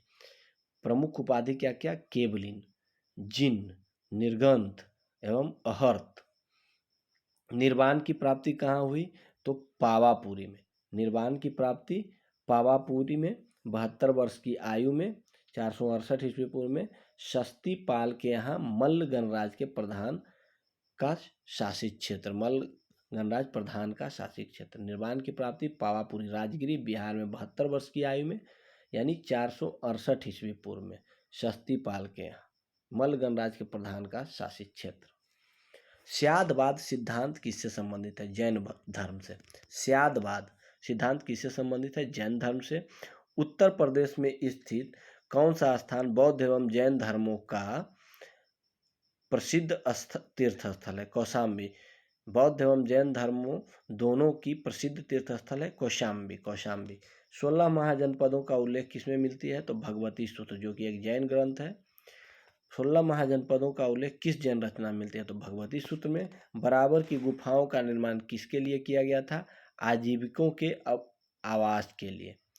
बराबर की गुफाओं में निर्मित गुफाओं का निर्माण किस लिए किया गया था? बराबर की गुफाओं का निर्माण किस लिए किया गया था? आजीविकों के आवास के लिए। पार्श्वनाथ द्वारा प्रतिपादित 4 महाव्रत में महावीर स्वामी ने 5वें महाव्रत के रूप में क्या जोड़ा? ब्रह्मचर्य। पार्श्वनाथ द्वारा प्रतिपादित 4 महाव्रतों में महावीर स्वामी ने 5वें महाव्रत के रूप में क्या जोड़ा है? तो ब्रह्मचर्य जोड़ा है। क्या जोड़ा है? तो ब्रह्मचर्य जोड़ा है। जैन ग्रंथ यानी कल्पसूत्र। जैन ग्रंथ कल्पसूत्र के रचयिता कौन थे? तो भद्रबाहु। जैन ग्रंथ कल्पसूत्र के रचयिता भद्रबाहु थे। जैन मूर्ति पूजा का प्राचीनतम प्रमाणिक अभिलेख कहाँ मिलता है? हाथी गुम्फा अभिलेख में।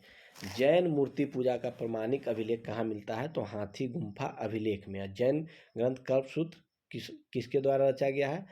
तो भद्रबाहु के द्वारा रचा गया है।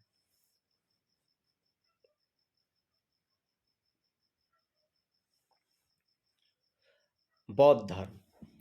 महात्मा बुद्ध की शिक्षाएं सर्वप्रथम किस रूप में संकलित की गई? त्रिपिटक के रूप में। महात्मा बुद्ध की शिक्षाएं त्रिपिटक के रूप में संकलित की गई है। महाभिनिष्क्रमण से क्या तात्पर्य है? बुद्ध के गृह त्याग की घटना। महाभिनिष्क्रमण से क्या तात्पर्य है? बुद्ध के गृह त्याग की घटना। बुद्ध को ईश्वर के रूप में पूजने वाला बौद्ध संप्रदाय कौन सा है? महायान। बुद्ध को ईश्वर के रूप में पूजने वाला बौद्ध संप्रदाय कौन है? तो महायान है। किस बौद्ध संगति में बौद्ध संघ अस्थाविरवादी तथा महासंघिक जैसे 2 भागों में विभाजित हुआ? द्वितीय संगति में। किस बौद्ध संगति में? बौद्ध संघ अस्थाविरवादी और महासंघिक जैसे 2 भागों में विभाजित हुआ, तो द्वितीय बौद्ध संगति में। बौद्ध मत के उपसंपदा पद से क्या तात्पर्य है? बौद्ध भिक्षु के धर्म परिवर्तन की अंतिम अवस्था। बौद्ध मत के उपसंपदा पद क्या है? बौद्ध भिक्षु के धर्म परिवर्तन की अंतिम अवस्था है। बुद्ध किसके राज्यकाल में कौशाम्बी आए थे? तो उदयन के राज्यकाल में कौशाम्बी आए थे। बौद्ध धर्म में शून्यवाद तथा विज्ञानवाद जैसी दार्शनिक पत्तियों का उदय हुआ। इसका प्रभाव शंकराचार्य के दर्शन पे भी पड़ा। इसी कारण उन्हें प्रच्छन्न बुद्ध की उपमा भी दी जाती है। बौद्ध धर्म में शून्यवाद तथा विज्ञानवाद जैसी दार्शनिक पद्धतियों का उदय हुआ, जिसका प्रभाव शंकराचार्य के दर्शन पर भी पड़ा। इसी कारण इन्हें प्रच्छन्न बुद्ध की उपमा दी गई है शंकराचार्य को। बौद्ध धर्म के 4 आर्य सत्य क्या हैं? दुख समुदाय, दुख निरोधगामिनी प्रतिपदा। कौन कौन है? बौद्ध धर्म के 4 आर्य सत्य दुख समुदाय, दुख निरोध तथा दुख निरोधगामिनी प्रतिपदा। बौद्धों की रामायण के नाम से प्रसिद्ध बुद्ध चरित्र के रत्नाकार कौन है? अश्वघोष। बौद्धों की रामायण के नाम से बुद्ध चरित्र के रत्नाकार अश्वघोष। अशोक का कौन सा अभिलेख इस परंपरा की पुष्टि करता है कि गौतम बुद्ध का जन्म लुम्बिनी में हुआ था? रुक्मिणीदेयी स्तंभ अभिलेख। अशोक का कौन सा अभिलेख इस परंपरा की पुष्टि करता है कि गौतम बुद्ध का जन्म लुम्बिनी में हुआ है? तो रुक्मिणीदेयी स्तंभ अभिलेख। बौद्ध धर्म के महायान और हीनयान संप्रदायों में सर्वाधिक मौलिक अंतर कौन सा है? देवी देवताओं की पूजा। बौद्ध धर्म के महायान और हीनयान संप्रदायों में सर्वाधिक मौलिक अंतर क्या है? तो देवी देवताओं की पूजा। कहता है बुद्ध की सर्वाधिक मूर्तियों का निर्माण गांधार शैली में हुआ है। बुद्ध की प्रथम प्रतिमा मथुरा कला शैली के अंतर्गत बनाई गई है। बुद्ध की सर्वाधिक मूर्तियों का निर्माण गांधार शैली में हुआ है। बुद्ध की प्रतिमा मथुरा कला शैली के अंतर्गत बनाई गई थी। भारतीय कला में बुद्ध के जीवन की किस घटना का चित्रण मृग सहित चक्र द्वारा दिखाया गया है? प्रथम उपदेश। मृग सहित चक्र बुद्ध के जीवन की किस घटना का चित्रण? मृग सहित चक्र प्रथम उपदेश जो सारनाथ में दिया गया था।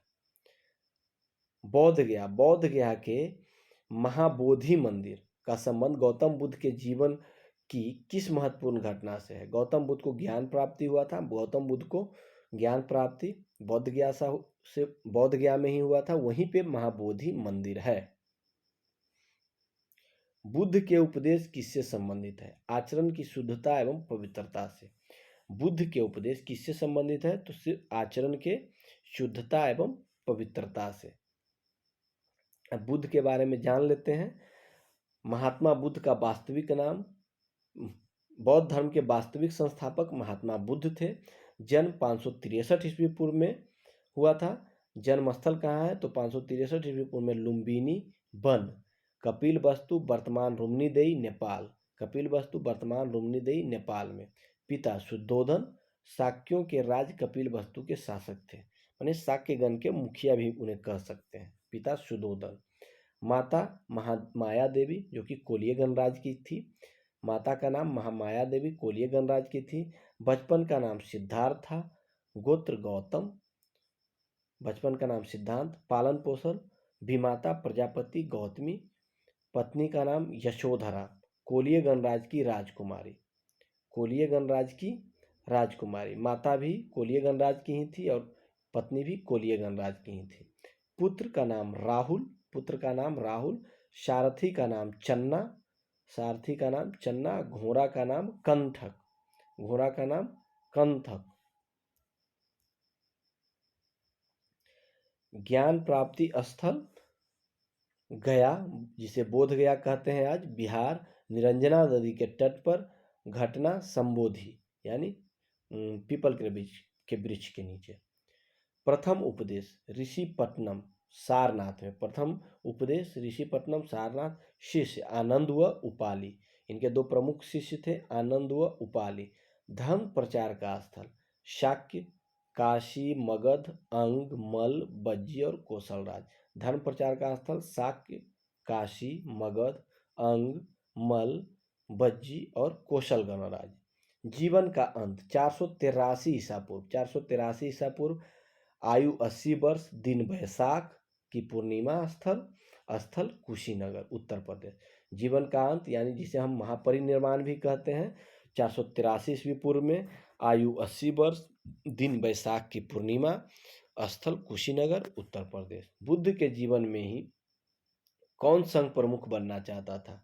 चचेरा भाई देवदत्त। बुद्ध के जीवन काल में ही संघ प्रमुख कौन बनना चाहता था? तो देवदत्त। भारत में मूर्ति पूजा की नींव बौद्ध धर्म ने रखी थी तथा सर्वप्रथम बुद्ध की प्रतिमाओं का पूजन किया गया था। भारत में मूर्ति पूजा की नींव बौद्ध धर्म ने रखी थी तथा सर्वप्रथम बुद्ध की प्रतिमाओं का पूजन किया गया था। कहता है नालंदा विश्वविद्यालय। नालंदा विश्वविद्यालय की स्थापना किस काल में हुई थी? गुप्त काल में कुमार गुप्त ने की थी। नालंदा विश्वविद्यालय की स्थापना गुप्त काल में हुई थी। अष्टांगिक मार्ग की संकल्पना किससे संबंधित है? धर्मचक्र प्रवर्तन से। अष्टांगिक मार्ग धर्मचक्र प्रवर्तन से संबंधित है। बौद्ध संघ में भिक्षुनी के रूप में स्त्रियों के प्रवेश की अनुमति बुद्ध द्वारा कहाँ दी गई थी? वैशाली में। बौद्ध संघ में भिक्षुनी के रूप में स्त्रियों के प्रवेश की अनुमति बुद्ध द्वारा कहाँ दी गई थी? तो वैशाली में। सम्राट अशोक ने अपने पुत्र महेंद्र एवं पुत्री संघमित्रा को बौद्ध धर्म के प्रचार प्रसार के लिए श्रीलंका भेजा। सम्राट अशोक ने अपने पुत्र महेंद्र और पुत्री संघमित्रा को बौद्ध धर्म के प्रचार के लिए कहाँ भेजा? श्रीलंका भेजा। कुछ बौद्ध संगीतियाँ हैं, इन्हें भी देख लेते हैं। प्रथम बौद्ध संगति 483 ईस्वी पूर्व में राजगृह में। अध्यक्ष महाकश्यप, शासन अजातशत्रु, मतलब उस टाइम राजा अजातशत्रु था। प्रथम बौद्ध संगति 483 ईसा पूर्व में राजगृह में, मतलब जिस वक्त उनकी मृत्यु हुई थी। अध्यक्ष महाकश्यप थे और शासक अजातशत्रु। द्वितीय वर्ष 383 ईस्वी पूर्व में द्वितीय बौद्ध संगति वैशाली में हुआ था। इसके अध्यक्ष साबक मीर थे और राजा कालाशोक। वैशाली का राजा कालाशोक था, अध्यक्ष साबक मीर थे। स्थान वैशाली। 383 एकदम ठीक 100 साल बाद 383 ईसा पूर्व में, मतलब प्रथम 483 और द्वितीय 383। तृतीय 250 ईसा पूर्व 250 ईसा पूर्व में पाटलिपुत्र में। मोगली पुत्र 30 और ये अशोक जो कि बौद्ध धर्म के मुख्य प्रचारक में माने जाते हैं। अशोक के शासनकाल में तृतीय बौद्ध संघ थी पाटलिपुत्रा में। मोगलीपुत्र 30 अध्यक्ष थे 250 ईस्वी पूर्व में। चतुर्थ 98 ईस्वी में कुंडलवन कहाँ तो कश्मीर में। वसुमित्र शासन कनिष्क का यानी चतुर्थ बौद्ध संघ थी 98 ईस्वी पूर्व में, ज़्यादा टाइम लेके आया ये। और कुंडलवन कश्मीर में है, अध्यक्ष थे वसुमित्र और शासक कनिष्क। आगे नागा अर्जुन किस बौद्ध संप्रदाय के थे तो माध्यमिक संप्रदाय के थे। नागा अर्जुन किस बौद्ध संप्रदाय के थे माध्यमिक संप्रदाय के। विश्व का सबसे ऊंचा विश्व शांति स्तूप बिहार में कहाँ स्थित है राजगीर में। विश्व का सबसे ऊंचा विश्व शांति स्तूप कहाँ है तो राजगीर में है। विश्व की 80 फुट ऊंची प्रतिमा जो बोध गया में स्थित है किसके द्वारा निर्मित की गई थी जापानियों के द्वारा। बुद्ध की 80 फुट ऊंची यानी 80 फुट ऊंची जो बोध गया में प्रतिमा स्थित है किसके द्वारा निर्मित की गई थी तो जापानियों के द्वारा। एशिया के ज्योतिपुंज के नाम से किसे जाना जाता है गौतम बुद्ध को। एशिया के ज्योतिपुंज के नाम से किन्हें जाना जाता है गौतम बुद्ध को। शून्यता के सिद्धांत का प्रतिपादन सर्वप्रथम करने वाला बौद्ध दार्शनिक कौन था तो नागार्जुन। शून्यता के सिद्धांत का सर्वप्रथम प्रतिपादन करने वाला बौद्ध दार्शनिक कौन था तो नागार्जुन था। नव नालंदा महाविहार किसके लिए विख्यात है पाली अनुसंधान संस्थान के लिए। नव नालंदा महाविहार किसके लिए प्रसिद्ध है पाली अनुसंधान संस्थान के लिए। पाली अनुसंधान संस्थान के लिए। बौद्ध तथा जैन दोनों ही धर्म किस मत में विश्वास रखते थे कर्म तथा पुनर्जन्म के सिद्धांत में। बौद्ध तथा जैन दोनों ही किस मामले में माने समानता रखते थे तो कर्म और पुनर्जन्म। गौतम बुद्ध को एक देवता का स्थान किस राजा के शासन काल में प्राप्त हुआ कनिष्क में। गौतम बुद्ध को एक देवता का स्थान कनिष्क के शासन काल में। बुद्ध की खरी प्रतिमा किस काल में बनाई गई कुषाण काल में। बुद्ध की खरी प्रतिमा किस काल में बनाई गई कुषाण काल में। प्रथम शताब्दी ईस्वी में किस भारतीय बौद्ध भिक्षु को चीन भेजा गया था नागार्जुन को। प्रथम शताब्दी ईस्वी में किस बौद्ध भिक्षु को चीन भेजा गया था नागार्जुन को। सूत पीटक त्रिपीटक बौद्ध धर्म के त्रिपीटक कौन कौन है सूत पीटक विनय पीटक अभिधम पीटक। सूत पीटक पिटकों में बृहत्तम बुद्ध के उपदेश व संवादों का संकलन। सूत पीटक जो पिटकों में बृहत्तम है बुद्ध के उपदेश व संवादों का संकलन है। विनय पीटक पिटकों में लघुतम है सबसे लघुत्तम है। बौद्ध संज्ञ आचार विचार व नियम निषेध का संकलन है। विनय पीटक में आचार विचार और नियम निषेध का।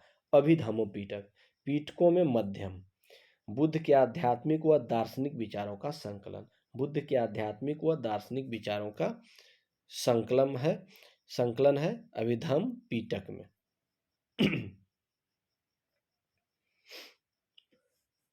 बुद्ध के जीवन पर किन 4 दृश्यों का अत्यधिक प्रभाव पड़ा वृद्ध व्यक्ति बीमार व्यक्ति मृतक और प्रसन्नचित्त सन्यासी। बुद्ध के जीवन पर मतलब जीवन बदलने में किन 4 दृश्यों का अत्यधिक प्रभाव पड़ा तो एक वृद्ध व्यक्ति एक बीमार व्यक्ति एक मृतक तथा प्रसन्नचित्त सन्यासी का। मगध के किस राजा ने बुद्ध के निवास के लिए बेलूबन नामक महाविहार बनवाया बिंबिसार ने बेलूबन नामक महाविहार बनवाया था तो बिंबिसार ने। संघ में प्रवेश करने वाली प्रथम महिला कौन थी प्रजापति गौतमी। संघ में प्रवेश करने वाली प्रथम महिला कौन थी प्रजापति गौतमी जो उसकी विमाता थी। बुद्ध ने अपने जीवन की अंतिम वर्षा ऋतु कहाँ व्यतीत की वैशाली में। बुद्ध ने अपने जीवन की अंतिम वर्षा ऋतु कहाँ व्यतीत की वैशाली में। संसार अस्थिर और क्षणिक है यह मान्यता बौद्ध धर्म से संबंधित है। संसार क्षणिक और अस्थिर है यह मान्यता बौद्ध धर्म से संबंधित है।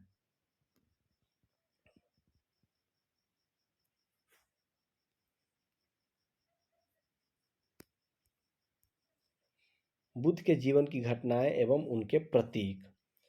गर्भ हाथी गर्भ में रहना हाथी प्रतीक है। जन्म कमल निर्वाण पद चिन्ह प्रथम प्रवचन चक्र ज्ञान प्राप्ति बोधि वृक्ष यौवन सांड समृद्धि, शेर, मृत्यु, स्तूप, गृह त्याग, घोड़ा। एक बार और देख लेते हैं। गर्भ, हाथी, जन्म, कमल, निर्वाण, पद चिन्ह, प्रथम प्रवचन, चक्र, ज्ञान प्राप्ति, बोधि वृक्ष, यौवन, सांड, समृद्धि, शेर, मृत्यु, स्तूप, गृह त्याग, घोड़ा। गांधार कला में बुद्ध को प्रतिबिंबित किया गया ग्रीक रोमन शैली में। गांधार कला में बुद्ध को प्रतिबिंबित किया गया ग्रीक और रोमन शैली में। उपोस्त का आचरण कौन करते थे? बौद्ध भिक्षु। उपोस्त का आचरण कौन करते थे? बौद्ध भिक्षु। महायान बौद्ध धर्म में बोधिसत्व अवलोकितेश्वर को किस नाम से जाना जाता था? पद्मपाणि के नाम से। महायान बौद्ध धर्म में बोधिसत्व अवलोकितेश्वर को किस अन्य नाम से जाना जाता था? तो पद्मपाणि के नाम से जाना जाता था। भारत का सबसे बड़ा बौद्ध मठ कहाँ स्थित है? भारत का सबसे बड़ा बौद्ध मठ कहाँ स्थित है? सिक्किम में। बौद्ध शब्दावली में धर्म चक्र परिवर्तन से क्या निर्देशित होता है? बुद्ध का प्रथम उपदेश। धर्म चक्र परिवर्तन क्या है? बुद्ध का प्रथम उपदेश है। ब्रजयान बौद्ध धर्म में बुद्ध की संगिनी को कहा जाता था तारा। वज्रयान बौद्ध धर्म में बुद्ध की संगिनी को कहा जाता था तारा। बौद्ध धर्म की किस शाखा में अनात्म सिद्धांत एवं पुद्गल को मान्यता दी गई है? सर्वास्तिक। बौद्ध धर्म की किस शाखा में अनात्म सिद्धांत एवं पुद्गल को मान्यता दी गई है? सर्वास्तिक की। महासंघिकों के अनुसार जीव किससे निर्मित है? नौ धर्म से। महासंघिकों के अनुसार जीव किससे निर्मित है? नौ धर्म से। बौद्ध धर्म के त्रिरत्नों में क्या शामिल है? बुद्ध, धम्म एवं संघ। बौद्ध धर्म के त्रिरत्नों में क्या शामिल है? तो बुद्ध, धर्म और संघ। बौद्ध दर्शन के अनुसार कारण एवं कार्य के सिद्धांत को किस प्रकार जाना जाता है? प्रतीत्य समुत्पाद। प्रतीत्य समुत्पाद बौद्ध धर्म के कारण एवं कार्य है। प्रतीत्य समुत्पाद। प्रतीत समुत्पाद का अर्थ क्या है? संसार की सभी वस्तुएं किसी न किसी कारण से उत्पन्न हुई है, इस प्रकार वे इस पर निर्भर है। प्रतीत्य समुत्पाद का अर्थ है संसार की सभी वस्तुएं किसी न किसी कारण से उत्पन्न हुई है और इस पर वे इस प्रकार निर्भर है। बौद्ध धर्म की महायान शाखा औपचारिक रूप से कनिष्क के शासनकाल में प्रारंभ की गई थी। शैव एवं भागवत धर्म। कहता है नयनार कौन थे? शैव उपासक संत थे। नयनार कौन थे? शैव उपासक संत थे। मतम यूर से क्या तात्पर्य है? प्राचीन भारत में एक शैव संप्रदाय।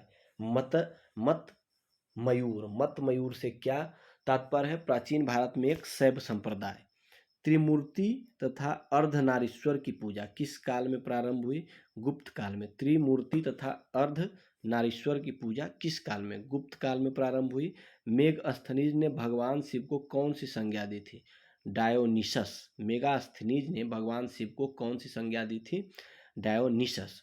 जैन ग्रंथ उत्तराध्ययन सूत्र में वासुदेव का संबंध किस जैन तीर्थकर से बताया गया है? अरिष्टनेमी से। जैन ग्रंथ उत्तराध्ययन सूत्र में वासुदेव का संबंध किस जैन तीर्थ से बताया गया है? अरिष्टनेमी से। लिंग पूजा का प्रथम स्पष्ट उल्लेख किस पुराण में मिलता है? मत्स्य पुराण में। लिंग पूजा का प्रथम स्पष्ट उद्देश्य किस पुराण में मिलता है? तो मत्स्य पुराण में मिलता है। अथर्ववेद एवं श्वेताश्वर उपनिषद में शिव का एक नाम महादेव मिलता है। अथर्ववेद एवं श्वेताश्वर उपनिषद में शिव का एक नाम महादेव मिलता है। शिव की प्राचीनतम मूर्ति 1ली शताब्दी ईस्वी की मद्रास के निकट रेनीगुंटा में सिद्ध गुडिमल्लम लिंग के रूप में प्राप्त हुई थी। अथर्ववेद एवं श्वेतांबर उपनिषद में शिव का एक नाम महादेव मिलता है। शिव का प्राचीनतम मूर्ति 1ली शताब्दी ईस्वी की है। मद्रास के निकट रेनीगुंटा में सिद्ध गुडिमल्लम लिंग के रूप में प्राप्त हुई। अर्धनारीश्वर मूर्ति में आधे शिव तथा आधी पार्वती किसके प्रतीक है? देव और उसकी शक्ति के योग का। अर्धनारीश्वर मूर्ति में आधे शिव तथा आधी पार्वती किसके प्रतीक है? देव और उसकी शक्ति के योग का। दक्षिण भारत में शैव आंदोलन में किसकी प्रमुख भूमिका थी? नैनार संतों की। दक्षिण भारत में शैव आंदोलन में किसकी प्रमुख भूमिका थी? नैनार संतों की। नैनार संतों की संख्या कितनी है? 63। नैनार संतों की संख्या कितनी है? तो 63। एक संप्रदाय के रूप में शैव संप्रदाय का प्रारंभ किस काल में हुआ? शुंग सातवाहन काल में। शुंग सातवाहन एक संप्रदाय के रूप में शैव संप्रदाय का प्रारंभ कब हुआ? तो शुंग सातवाहन काल में। प्रमुख दर्शन व प्रतिपादक। सांख्य दर्शन आधार ग्रंथ सांख्य सूत्र, प्रतिपादक कपिल मुनि। सांख्य दर्शन के आधार ग्रंथ सांख्य सूत्र, इसके प्रतिपादक कपिल मुनि। सांख्य दर्शन के प्रतिपादक कपिल मुनि। न्याय दर्शन के न्याय सूत्र अक्षपाद गौतम यानी गौतम मुनि। न्याय दर्शन के अक्षपाद गौतम। योग दर्शन के योग सूत्र इसके पतंजलि। योग दर्शन के पतंजलि। वैशेषिक दर्शन के वैशेषिक सूत्र कनाद या उलुक। कनाद या उलुक। वैशेषिक दर्शन के कनाद या उलुक। मीमांसा मीमांसा के पूर्व मीमांसा सूत्र जैमिनी। मीमांसा के जैमिनी। वेदांत के ब्रह्मसूत्र बादरायण। वेदांत के ब्रह्मसूत्र बादरायण। चलिए आगे बढ़ते हैं। संप्रदाय तथा संपादक। आजीवक संप्रदाय के मखली गोसाल। आजीवक संप्रदाय के संस्थापक मखली गोसाल। घोर अक्रियावादी के पूरन कश्यप। घोर अक्रियावादी के पूरन कश्यप। यदृच्छावाद यदृच्छावाद के आचार्य अजित केशकाम्बलिन। केशकाम्बलिन। यदृच्छावाद के आचार्य अजित केशकाम्बलिन। भौतिकवादी के पकूद कच्चायन। भौतिकवादी के पकूद कच्चायन। अनिश्चयवादी के संजय बेठली पुत्र। संजय बेठली पुत्र अनिश्चयवादी के। भागवत धर्म का प्रवर्तक किसे माना जाता है? कृष्ण को। भागवत धर्म का प्रवर्तक कृष्ण को। किस ग्रंथ में सर्वप्रथम देवकी पुत्र कृष्ण का वर्णन किया गया है? छांदोग्य उपनिषद में। किस ग्रंथ में सर्वप्रथम देवकी पुत्र कृष्ण का वर्णन किया गया है? छांदोग्य उपनिषद में। भागवत संप्रदाय के विकास का श्रेय किन शासकों को दिया जाता है? तो गुप्त शासकों को। गुप्त शासकों को भागवत संप्रदाय के विकास का श्रेय दिया जाता है। हेलियोडोरस तक्षशिला का निवासी था तथा उसके बेसनगर अभिलेख से वासुदेव के संबंध में वर्णन मिलता है। हेलियोडोरस तक्षशिला का निवासी था तथा उसके बेसनगर अभिलेख से वासुदेव के संबंध में वर्णन मिलता है। कर्म का सिद्धांत किस दर्शन से संबंधित है? मीमांसा से। मीमांसा दर्शन से। कर्म का सिद्धांत मीमांसा दर्शन से है। अवतारवाद का सर्वश्रेष्ठ उल्लेख किस ग्रंथ में मिलता है? श्रीमद् भागवत गीता में। अवतारवाद का उल्लेख सर्वप्रथम किस ग्रंथ में मिलता है? श्रीमद् भागवत गीता में। भागवत गीता में मोक्ष के साधन के रूप में धर्म, कर्म तथा भक्ति को समान महत्व दिया गया है। भागवत गीता में मोक्ष के साधन के रूप में धर्म, कर्म तथा भक्ति को समान महत्व दिया गया है। यह प्राचीन स्थल जहाँ 88,000 ऋषि मुनियों की सभा में संपूर्ण महाभारत कथा का वाचन किया गया था, नैमिषारण्य, सीतापुर, उत्तर प्रदेश में। वह प्राचीन स्थल जहाँ 80,000 ऋषि मुनियों की सभा में महाभारत कथा का वाचन किया गया था, नैमिषारण्य, सीतापुर, उत्तर प्रदेश में है नैमिषारण्य। भागवत संप्रदायों में भक्ति के रूपों की संख्या कितनी है? 9। भागवत संप्रदाय में भक्ति के रूपों की संख्या कितनी है? 9। नवधा भक्ति कितने हैं? तो 9 नवधा भक्ति।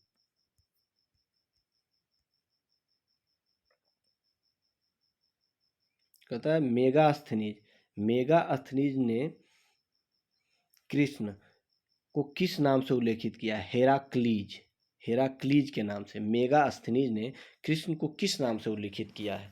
हेराक्लीज के नाम से।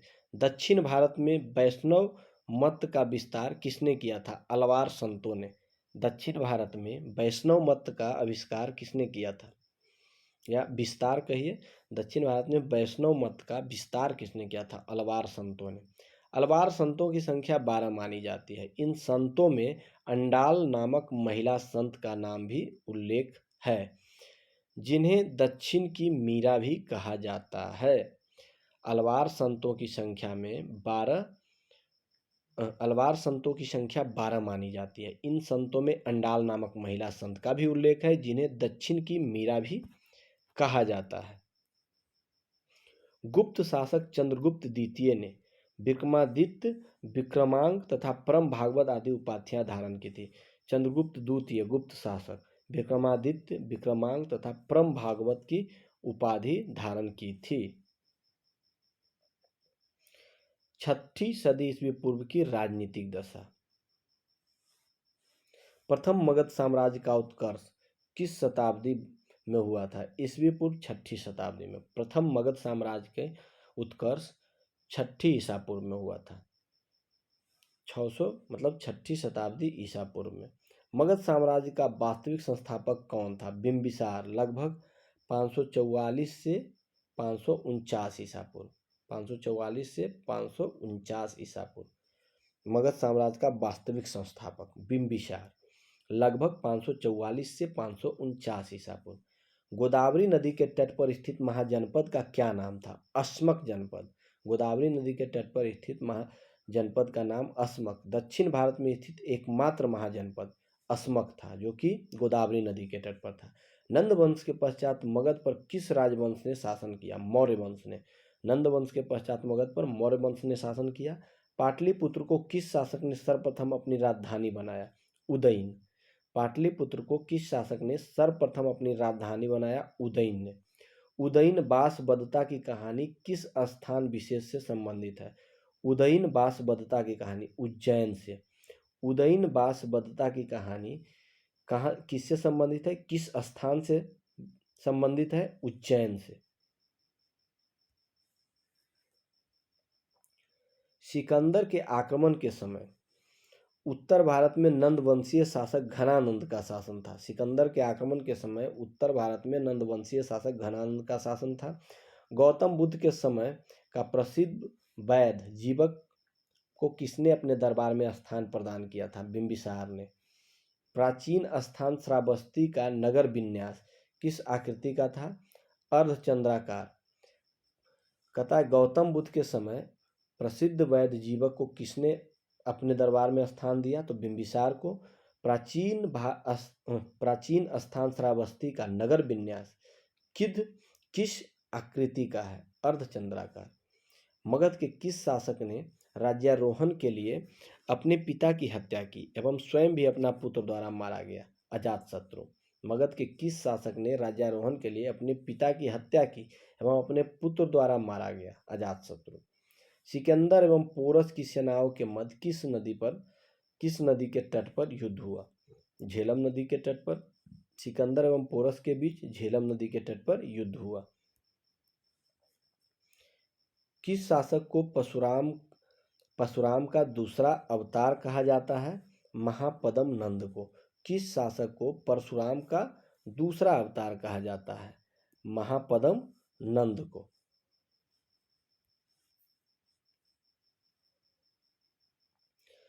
सोलह महाजनपद एवं उनकी राजधानियां। अंग महाजनपद, इनकी राजधानी चंपा, प्राचीन नाम मालिनी, आधुनिक नाम मुंगेर। चंपा या प्राचीन नाम मालिनी, आधुनिक नाम मुंगेर। मगध महाजनपद गिरिव्रज, आधुनिक नाम राजगिरी। मगध महाजनपद गिरिव्रज, आज का राजगिरी। मल्ल कहाँ? कुशिनारा या पावापुरी। मल्ल महाजनपद के कुशिनारा या पावापुरी, आधुनिक देवरिया या गोरखपुर।